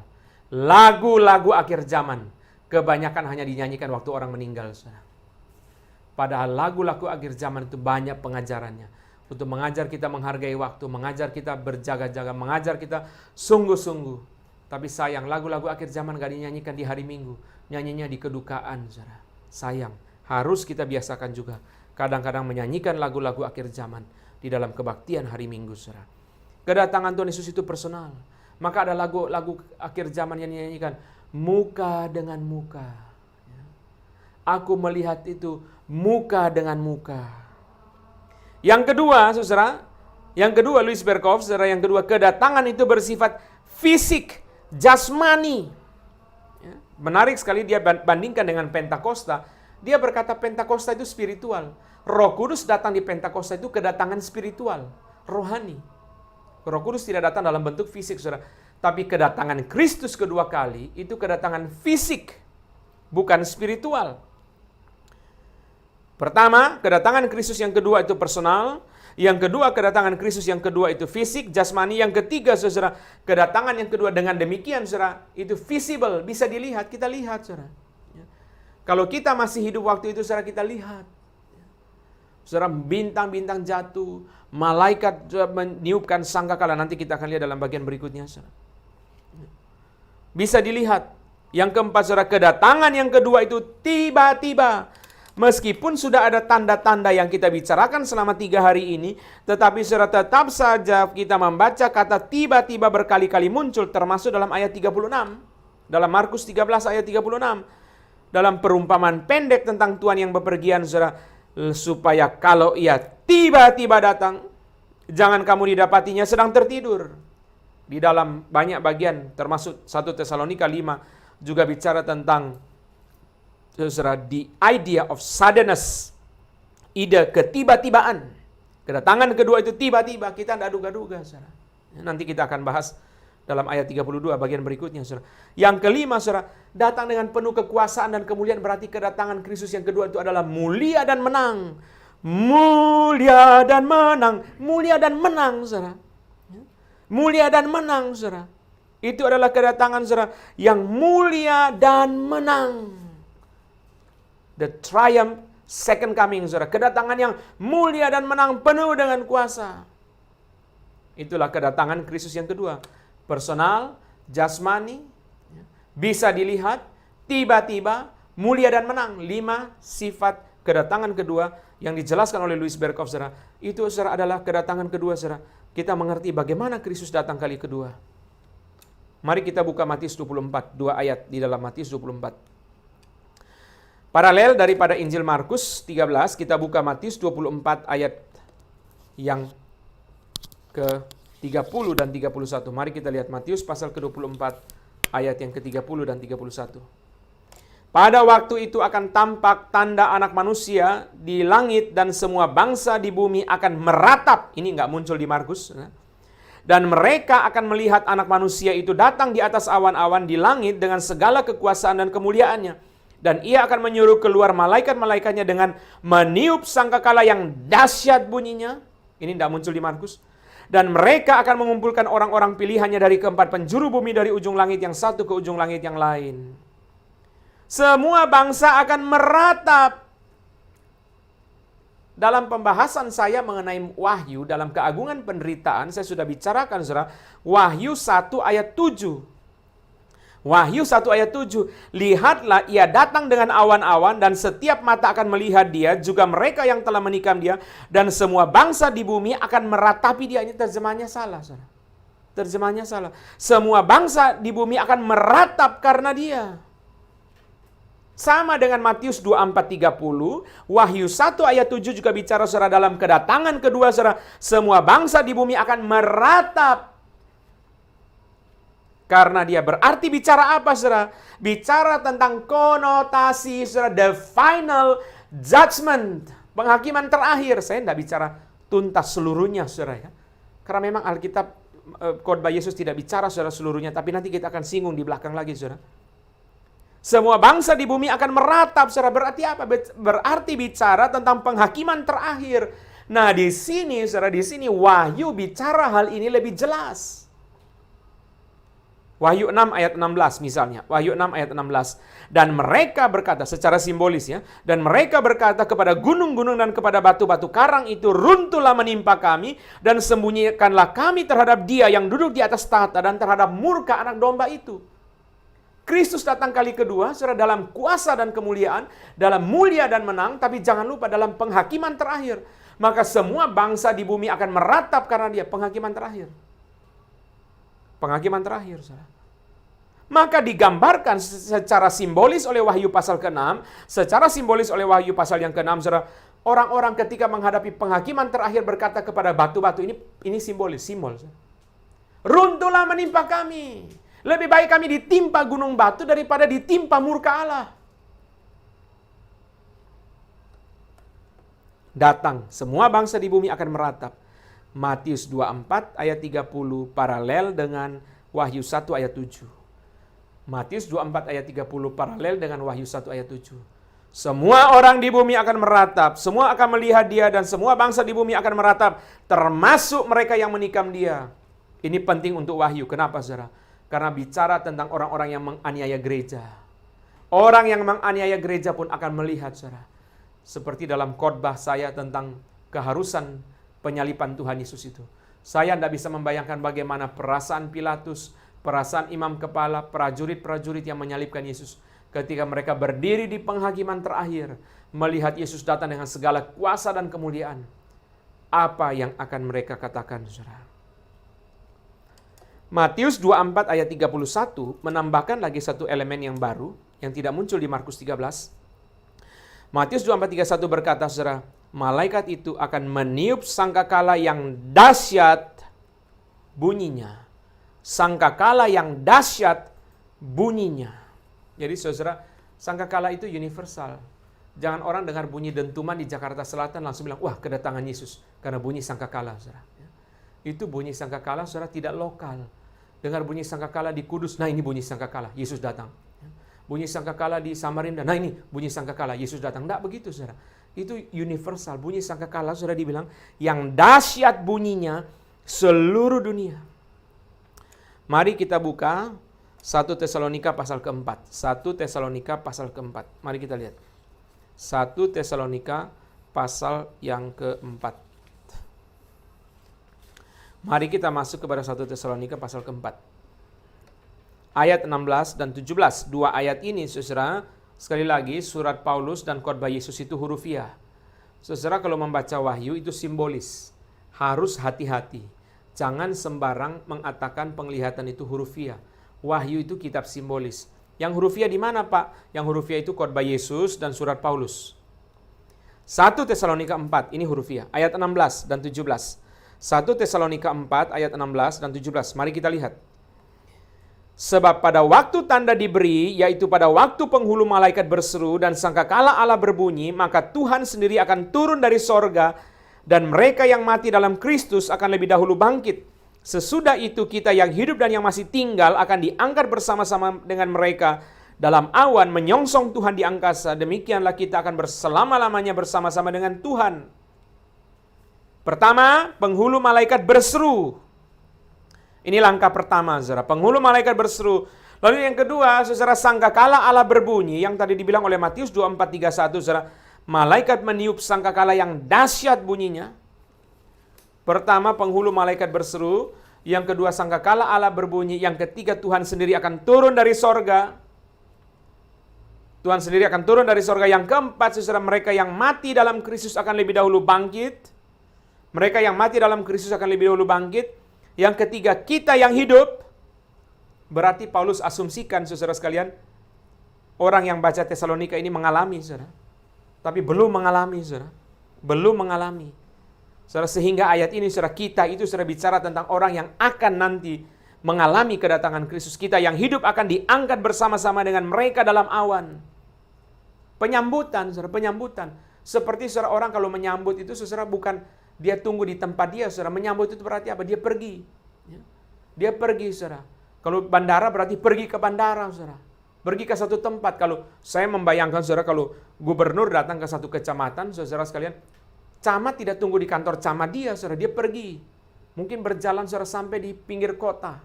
Sampai di perbatasan. Dia menyambut di situ. Itu namanya menyambut. Itu namanya menghargai, saudara.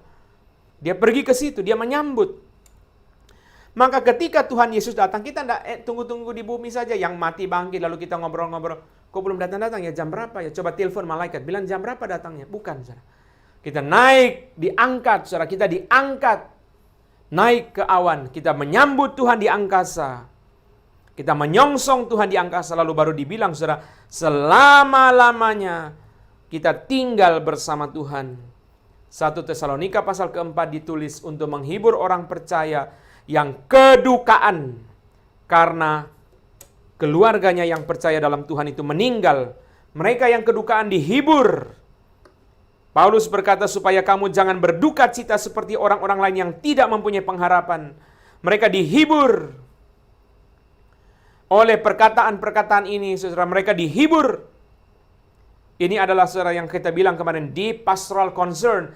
Seluruh tulisan akhir zaman di Alkitab tidak pernah lepas dari pergumulan jemaat. Bukan, saudara, dikhotbahkan untuk memenuhi rasa ingin tahu jemaat. Tidak pernah satu pengajaran Alkitab, pengajaran akhir zaman pun di Alkitab ditulis hanya untuk memenuhi rasa ingin tahu jemaat. Orang yang hanya mempelajari firman demi rasa ingin tahu, saudara, itu orang yang egois. Orang yang, saudara, hanya memikirkan dirinya sendiri. Dia tidak memikirkan Tuhan yang ingin dia melakukan firman Tuhan. Itu sebabnya saya sungguh berharap, saudara, bukan hanya tema-tema yang menarik rasa ingin tahu saudara yang saudara mempelajari, tapi, saudara, tema-tema seperti minggu depan, Mazmur-Mazmur yang penting harus saudara pelajari juga. Itu membuktikan kita mencintai firman Tuhan, bukan datang, saudara, untuk memuaskan keegoisan kita. Saudara sekalian, tidak pernah satu tulisan akhir zaman pun yang ditulis untuk memenuhi rasa ingin tahu jemaat. Seluruh tulisan akhir zaman di Alkitab ditulis ada kepentingannya bagi kehidupan rohani daripada jemaat, termasuk 1 Tesalonika 4, diberikan saudara bagi jemaat yang di dalam pergumulan. Karena keluarganya meninggal, mereka berduka. Tesalonika adalah gereja yang baru, mereka belum mengerti bagaimana orang Kristen memahami kedukaan, memahami anggota keluarganya yang meninggal, maka Paulus menulis surat ini menghibur mereka. Tuhan sendiri yang akan datang, Tuhan yang berinkarnasi dengan tubuhnya, Tuhan yang mati di kayu salib dengan tubuhnya. Kita sudah beberapa minggu mendoakan tema ini, saudara. Tuhan yang bangkit dengan tubuhnya, Tuhan yang naik ke sorga dengan tubuhnya, Tuhan yang datang kembali dengan tubuhnya. Karena itu Rasul Paulus berkata, persembahkanlah tubuhmu sebagai persembahan yang hidup. Maka saudara sekalian, kita mengatakan, saudara, kita ingin orang percaya yang benar, orang percaya yang sejati tidak akan puas dengan live streaming. Orang percaya yang benar, orang percaya yang sejati akan terus berdoa supaya kebaktian fisik suatu hari bisa diadakan. Supaya pandemi ini berakhir, supaya kita harus berkumpul kembali dengan saudara-saudara kita. Karena saudara, saya percaya tidak ada orang mengatakan saya berharap kedatangan Tuhan yang kedua versi live streaming, saudara. Tuhan tidak datang sendiri, hanya kirim videonya, lalu kita nonton videonya, saudara. Tuhan mengatakan bicara dari hati ke hati, saudara, dari videonya di dalam surga. Tidak, kita berharap Tuhan datang sendiri. Bukan mengirimkan, saudara, penglihatannya saja, penampakan. Seperti kemarin kita bicara, saudara, apa yang dikritik oleh Yohanes. Orang-orang Gnostik percaya, saudara, bahwa Yesus tidak benar-benar berinkarnasi, hanya penampakan saja. Itu sama dengan sekarang versi live streaming, saudara. Fisiknya nggak ada, penampakan saja. Orang doketisme, orang Gnostik, saudara, tidak percaya Tuhan Yesus benar-benar berinkarnasi. Maka Yohanes berkata, yang tidak mengaku Yesus datang sebagai manusia itu antikristus. Kita orang percaya, saudara, ingin datang secara fisik, saudara, persembahkanlah tubuh kita kepada Tuhan. Itu sebabnya, saudara sekalian, dua hal yang hilang selama pandemi ini, saudara, bagi kita orang percaya. Pertama, saudara, kesempatan melayani di gereja. Yang kedua, saudara, kesempatan beribadah secara fisik. Banyak di antara kita yang, saudara, membuang kesempatan pelayanan. Ketika ditawarkan banyak yang lari, saudara. Sekarang, saudara, maupun tidak bisa. Yang kedua, saudara sekalian, adalah kesempatan kita beribadah secara fisik. Banyak orang yang lari, saudara, atau dia pergi ke gereja, saudara, datang terlambat, pulang lebih duluan, sisanya tidur dalam gereja. Saudara, bukankah lebih baik jangan pergi ke gereja? Tapi banyak orang seperti itu, saudara, datang terlambat, saudara, pulang duluan, saudara, setelah persembahan sudah pulang, kadang-kadang sebelum persembahan sudah pulang. Ya. Kalau yang masih ada sedikit hati nurani, sungkan, masa tidak persembahan, maka dia persembahan baru pulang, saudara. Ya. Lalu saudara sekalian, sepanjang kebaktian tidur, atau main HP, saudara, dia tidak sungguh-sungguh memperhatikan firman. Sekarang, saudara, kesempatan itu diambil oleh Tuhan. Seperti yang saya tulis di dalam Facebook dan Instagram saya hari ini, saudara. Ada orang-orang yang rindu mendengarkan firman, tapi mereka tidak punya pulsa, tidak punya internet, tidak punya, saudara, alat untuk mengakses streaming. Tapi sebaliknya ada orang, saudara, yang, saudara, mempunyai fasilitas internet berlimpah, tidak bicara soal pulsa, saudara, segala sarana bisa dipakai untuk streaming, tapi mereka tidak punya kerinduan untuk mendengarkan firman, sehingga mereka tidak mengikuti satu streaming pun yang diadakan begitu banyak memberkati banyak orang. Saudara, biarlah yang sulit diberi belas kasihan oleh Tuhan, biarlah yang malas diberikan pertobatan oleh Tuhan. Saudara sekalian, Tuhan datang sendiri. Saudara, Tuhan datang sendiri, saudara sekalian. Penghulu malaikat berseru, bunyi sangkakala, saudara, seperti, saudara, di dalam film Raja-Raja, saudara, ada, saudara, penghulu bicara dulu. Setelah penghulu bicara dulu, lalu bunyi sangkakala, maka, saudara, semua orang dalam lapangan berdiri menyambut Raja yang datang ke tempat itu. Ini sebuah glorious and triumph coming, saudara. Sebuah kedatangan yang mulia dan penuh dengan kemenangan. Ini yang kita lihat, saudara. Ini yang kita temukan di dalam 1 Tesalonika pasal yang keempat. Mari kita kembali ke Markus 13 ayat 28 sampai 31. Markus 13 ayat 28 sampai 31, bagian selanjutnya, saudara. Tariklah pelajaran dari perumpamaan tentang pohon ara. Apabila ranting-rantingnya melembut dan mulai bertunas, kamu tahu bahwa musim panas sudah dekat. Demikian juga kamu lihat hal-hal itu terjadi, ketahuilah bahwa waktunya sudah dekat, sudah di ambang pintu. Aku berkata kepadamu, sesungguhnya angkatan ini tidak akan berlalu sebelum semuanya itu terjadi. Langit dan bumi akan berlalu, tetapi perkataanku tidak akan berlalu, saudara. Saya tidak mau banyak bahas perumpamaan pohon ara ini, saudara. Sederhananya begini, saudara. Pohon ara itu, saudara, gugur di musim dingin. Dan, saudara, dia mekarnya lambat. Yang lain mekar lebih awal. Saudara, kadang-kadang ada pohon itu awal musim semi sudah mekar. Tapi saudara, pohon ara ini sudah mekarnya belakangan, sudah hampir selesai musim semi, mau masuk ke dalam musim panas. Mungkin Mei akhir, Juni awal, saudara, itu baru dia mekar. Maka Tuhan Yesus berkata, ketika pohon ara itu mekar, kamu tahu bahwa musim panas segera tiba. Demikian pula kalau kamu melihat tanda-tanda ini, saudara harus mengerti, saudara, the certainty and the immediacy of the second coming. Pasti dan segera datang. Mari kita fokus ke ayat 30 dan 31. Markus 13 ayat 30. Markus 13 ayat 30. Aku berkata kepadamu, sesungguhnya angkatan ini tidak akan berlalu sebelumnya semuanya ini terjadi. Markus 30 ayat 31 sedang bicara saudara tentang kepastian terjadinya nubuat Tuhan Yesus. Itu Markus 30 dan 31. 13 ayat 30 dan 31. Markus 13 ayat 30 dan 31 bicara tentang the certainty, pastinya saudara sekalian, apa yang terjadi pada perkataan Yesus pasti terjadi. Maka ayat 30 bicara apa? Saudara, bicara jatuhnya Yerusalem, bicara jatuhnya bait Allah, runtuhnya bait Allah. Angkatan ini tidak akan berlalu sebelum semuanya ini terjadi. Pendengar Yesus, pembaca Markus akan menyaksikan sendiri runtuhnya Yerusalem dan runtuhnya bait Allah. Tapi ayat 31 kan pendengar tidak mengalami. Pendengar Yesus tidak mengalami akhir zaman. Pembaca Markus tidak mengalami akhir zaman. Bagaimana mereka dikonfirmasi oleh ayat 31? Langit dan bumi akan berlalu, tapi perkataan Yesus tetap berlaku. Langit dan bumi akan berlalu, tetapi perkataan Yesus tetap berlaku, saudara. Langit dan bumi itu lebih lama, saudara. Ya. Kalau saya pakai istilah begini, saudara. Sejarah teknologi berubah lebih cepat dari sejarah politik. Sejarah politik berubah lebih cepat dari sejarah alam, saudara. Teknologi berubah begitu cepat. Mobil, HP ganti begitu cepat. Politik saudara berubah begitu cepat, lebih cepat daripada alam.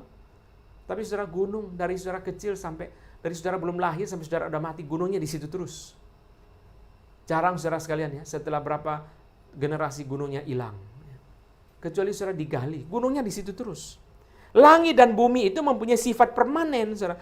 Itu saja saudara, langit dan bumi berlalu. Perkataan Yesus tidak berlalu, saudara. Perkataan Yesus tetap berlaku. Pasti terjadi. Maka jangan khawatir atau jangan ragu-ragu. Angkatan ini akan mengalami jatuhnya Yerusalem dan runtuhnya bait Allah. Sedangkan saudara, kedatangan kedua pasti terjadi. Karena langit dan bumi yang tahan lama pun berlalu. Perkataan Tuhan tidak akan berlalu. Ayat 32. Ayat 32. Tetapi tentang hari atau saat itu tidak ada seorang pun yang tahu, malaikat-malaikat di sorga pun tidak, dan anak pun tidak, hanya Bapa saja. Tidak ada satu orang pun yang tahu, saudara. Tidak ada satu orang pun yang tahu. Hanya Bapa di sorga yang tahu. Saya bagi, saudara, logika yang dibangun oleh Tuhan Yesus menjadi tiga bagian, saudara. Pertama, tidak bisa tahu. Kedua, tidak berhak tahu. Ketiga, tidak perlu tahu. Pertama, saudara sekalian, tidak bisa tahu. Kenapa, saudara? Tuhan Yesus memakai beberapa logika yang menegaskan, saudara, bahwa tidak ada yang bisa tahu kecuali Bapa. Saudara lihat, logika yang pertama, logika gradasi. Saya sebut sebagai logika gradasi. Makin lama makin tinggi. Manusia nggak bisa tahu, malaikat nggak bisa tahu, anak manusia nggak bisa tahu, manusia di bumi nggak bisa tahu, malaikat di sorga nggak bisa tahu, anak Allah, Tuhan Yesus nggak bisa tahu. Naik terus, saudara. Naik terus. Maka saudara akan terjadi yang namanya logika a fortiori, saudara. A fortiori itu apa, saudara? Contohnya apa? Supaya gampang, saudara, a fortiori. Anak Allah saja tidak tahu, apalagi malaikat. Malaikat yang di sorga saja tidak tahu, apalagi manusia yang di bumi. Anak Allah saja yang di sorga, yang sendirinya akan datang tidak tahu, apalagi manusia di bumi. Logika gradasi, logika a fortiori, logika induksi, a posteriori, induksi. Manusia tidak tahu, malaikat tidak tahu, anak manusia tidak tahu, berarti rata-rata tidak tahu. Hanya Bapa yang tahu. Manusia nggak tahu, malaikat nggak tahu, anak Allah nggak tahu. Itu induksi ya. Data dikumpulkan, baru ambil kesimpulan. Manusia tidak tahu, malaikat tidak tahu, anak manusia nggak tahu. Kesimpulannya apa? Ya semua tidak tahu, kecuali Bapa. Logika negasi. 3 kali muncul kata tidak. Tidak ada seorang pun. Malaikat di surga, tidak. Anak pun, tidak. 3 kali tidak, itu negasi sempurna, saudara. Tidak, tidak, tidak. Manusia, tidak. Malaikat, tidak. Anak pun, tidak. Sudah 3 kali tidak, saudara. Masih ada orang ngaku, saudara. Dia tahu kedatangan Yesus kali kedua. Saya cari di internet, saudara. Saya ketemu, saudara. Ramalan kedatangan Yesus yang kedua sejak Yesus mati, sejak Yesus naik ke sorga. Saudara, kalau dikumpulin semua di Microsoft Word, 37 halaman. Sampai saudara dari yang tulis tahun berapa. Cukup banyak juga yang 9999, 1999, atau 2000. Siapa yang bilang saudara ya, Yesus datang harus tanggal bagus? Itu teori dari mana Anda tahu? Heran, biasa ramalan kedatangan Yesus selalu tanggalnya bagus. 03, 03, 03. 3 Maret 2003. Siapa yang bilang bahwa Yesus datang harus tanggal bagus? Ada teori apa, saudara? Selalu gitu. Tahun 2000 paling banyak. Yang meramal, saudara, terakhir, saudara. Ada yang meramal 3 kali. Tanggal pertama salah. Dia bilang, nanti tanggal yang kedua. Kenapa, saudara? Dia pikir daripada kasih 1 tanggal pasti salah. Lebih baik dia kasih 3 tanggal. Siapa tahu yang 1 benar. Tanggal yang kedua, salah lagi. Tanggal yang ketiga, salah lagi. Yang terakhir, saudara, orang-orang yang terakhir ramalnya sudah tidak pakai tanggal. Cuma bilang soon. Karena pakai tanggal salah melulu, sudah bilang segera. Ya. Saya berkata kepada saudara, kalau ada orang mengatakan tanggal sekian Yesus datang, pasti palsu. Loh, kok berani ya ngomong gitu? Kalau benar-benar datang gimana? Sekali lagi saya ulang ya. Kalau ada orang mengatakan tanggal sekian Yesus pasti datang, maka saya berkata kepada saudara, tanggal itu dan omongan itu pasti palsu. Loh kok yakin? Yakin. Kenapa saudara? Kalau dia benar, berarti Yesus penipu. Karena Yesus kan bilang, tidak ada manusia yang tahu, tidak ada malaikat yang tahu, tidak ada anak manusia pun tidak tahu, saudara. Maka orang itu kalau berani ngomong itu, saudara, pasti palsu. Sebab kalau dia nggak palsu, saudara, berarti apa? Dia ngaku dia Allah Bapa. Kan Yesus bilang hanya Allah Bapa yang tahu, tidak ada yang tahu. Berarti dia Allah Bapa dong. Dia bisa tahu, saudara. Tidak mungkin tahu. Maka kalau ada orang mengumumkan tanggal sekian Yesus datang, pasti palsu. Seperti tahun berapa itu di Bandung, saudara ya. Meramalkan, saudara, tanggal sekian Yesus datang. Akan diangkat ke sorga. Akhirnya yang terjadi apa, saudara? Tanggal sekian bukan Tuhan Yesus yang datang polisi. Bukan diangkat, saudara, diangkut. Bukan ke sorga, ke penjara, saudara. Jadi saudara sekalian, udah pasti, saudara, tidak bisa tahu. Itu sudah pasti logika yang dibangun oleh Tuhan Yesus jelas. Dari gradasi, induksi, a fortiori, negasi, saudara. Tidak. Anak Allah di sorga saja tidak tahu, apalagi manusia di bumi. Malaikat di sorga saja tidak tahu, apalagi manusia di bumi. Tapi yang kedua, saudara, bukan saja tidak bisa tahu, tidak berhak tahu. Saudara perhatikan, orang yang nanya kapan datang itu, saudara, ada satu perasaan yang dia tidak sadar. Dia merasa diri berhak tahu.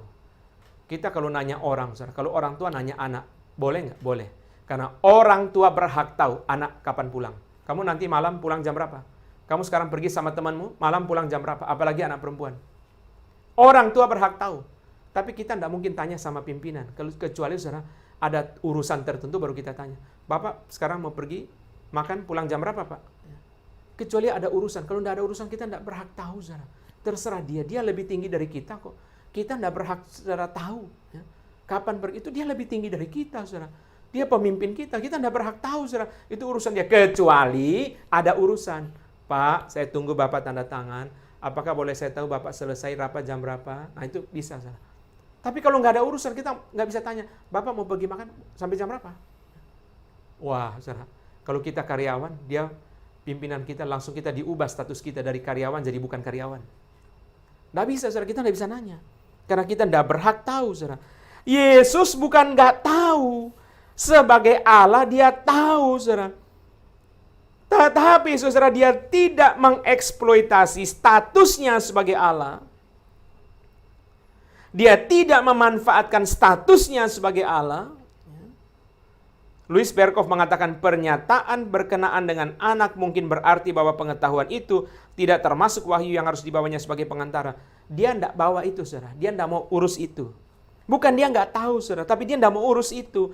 Itu urusan Bapa, itu hak prerogatif Bapa. Pertama, tidak bisa tahu. Kedua, tidak perlu tahu. Yesus mau mengatakan, yuk jangan banyak tanya. Itu urusan Bapa.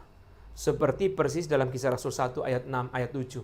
Ketika mereka minta kerajaan Israel, Yesus berkata, masa dan waktu itu ditetapkan Bapa. Itu bukan urusanmu. Mereka bilang, sekarang Tuhan, maukah engkau dirikan bagi kami kerajaan bagi Israel? Yesus bilang, masa dan waktu urusan Bapa, bukan urusanmu. Kamu tidak berhak tahu. Yesus berkata, bukan hak saya memberitahu. Seolah-olah Yesus berkata demikian. Ketiga, saudara, tidak perlu tahu. Yang perlu apa, saudara? Berjaga-jaga.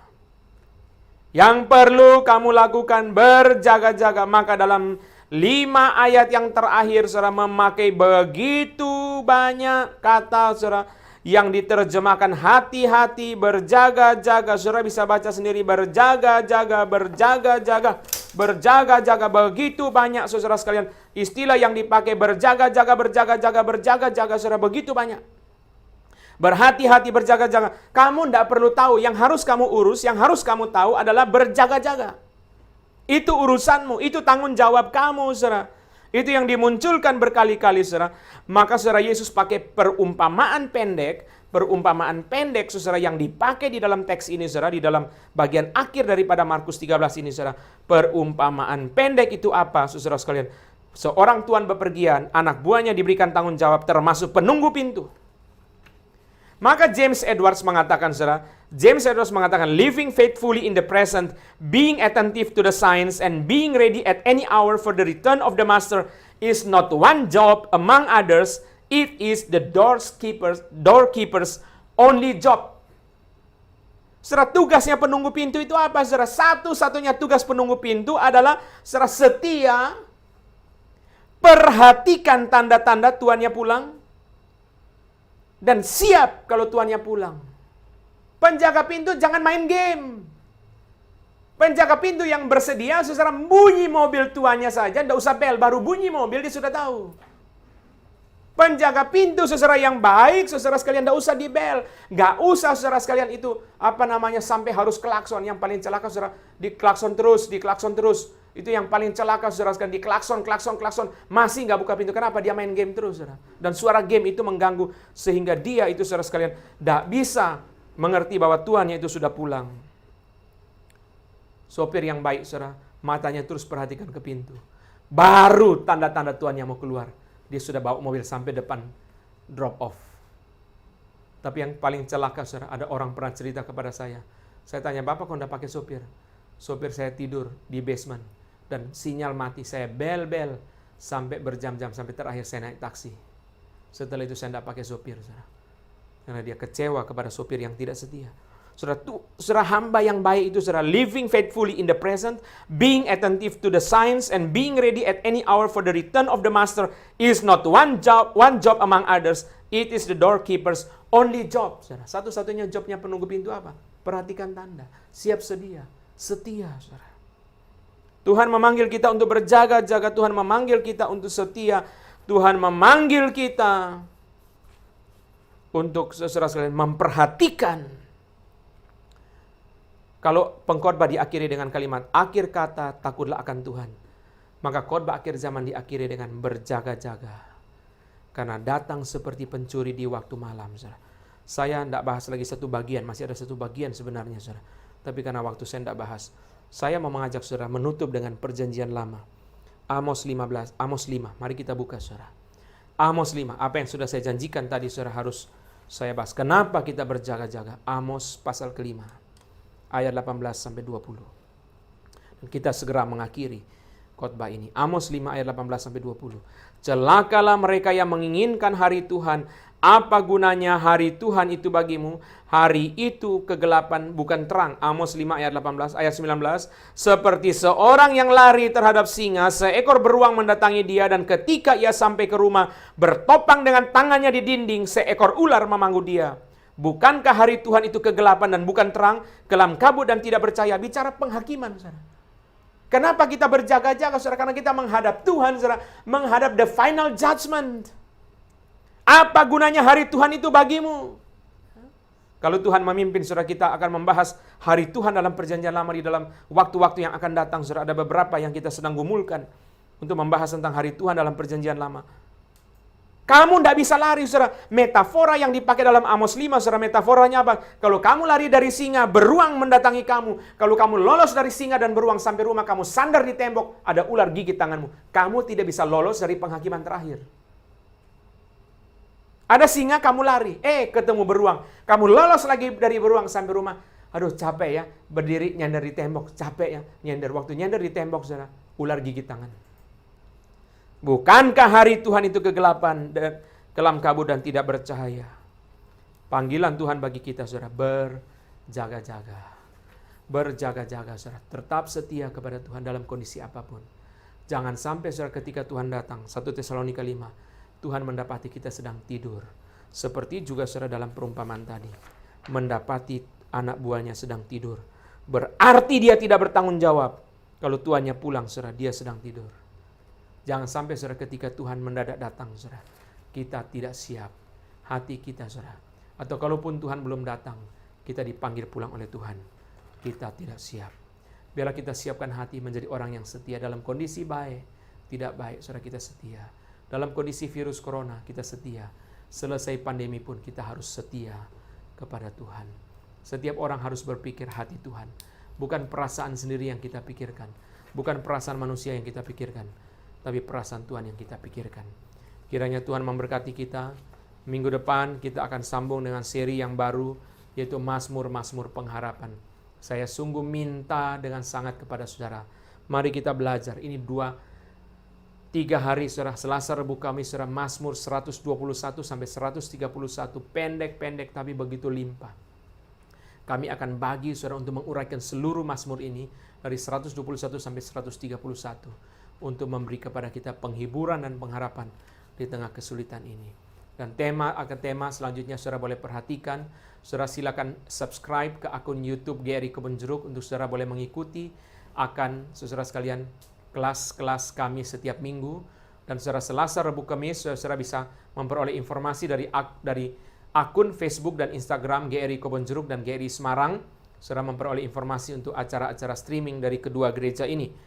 Kita memberikan persembahan kepada Tuhan melalui rekening dari GRI Kebon Jeruk dan GRI Semarang. Mari kita bersama-sama mendukung pekerjaan Tuhan. Saudara boleh mencatat, memfoto nomor rekening yang dicantumkan di layar. Dan saudara boleh memberikan persembahan untuk pekerjaan Tuhan. Mari kita bersama-sama tutup di dalam doa. Tuhan, kami mengucap syukur dan berterima kasih oleh anugerah Tuhan. Kami sudah mendengarkan firman. Kiranya Tuhan mengajar kami apa yang harus kami lakukan. Dan Tuhan sudah memberkati kami pada minggu ini, memberkati lagi minggu depan, hari Selasa, Rabu, dan Kamis. Kami belajar Mazmur-Mazmur pengharapan dan juga terima kasih untuk berkat Tuhan selama 3 hari ini. Segala hormat dan kemuliaan bagi Tuhan. Tuhan juga terima persembahan yang akan kami berikan untuk mendukung pekerjaan Tuhan. Kiranya Tuhan kuduskan. Tuhan berkati waktu kami selanjutnya di dalam rumah tangga kami, dengan keluarga kami. Dalam nama Yesus kami berdoa. Amin.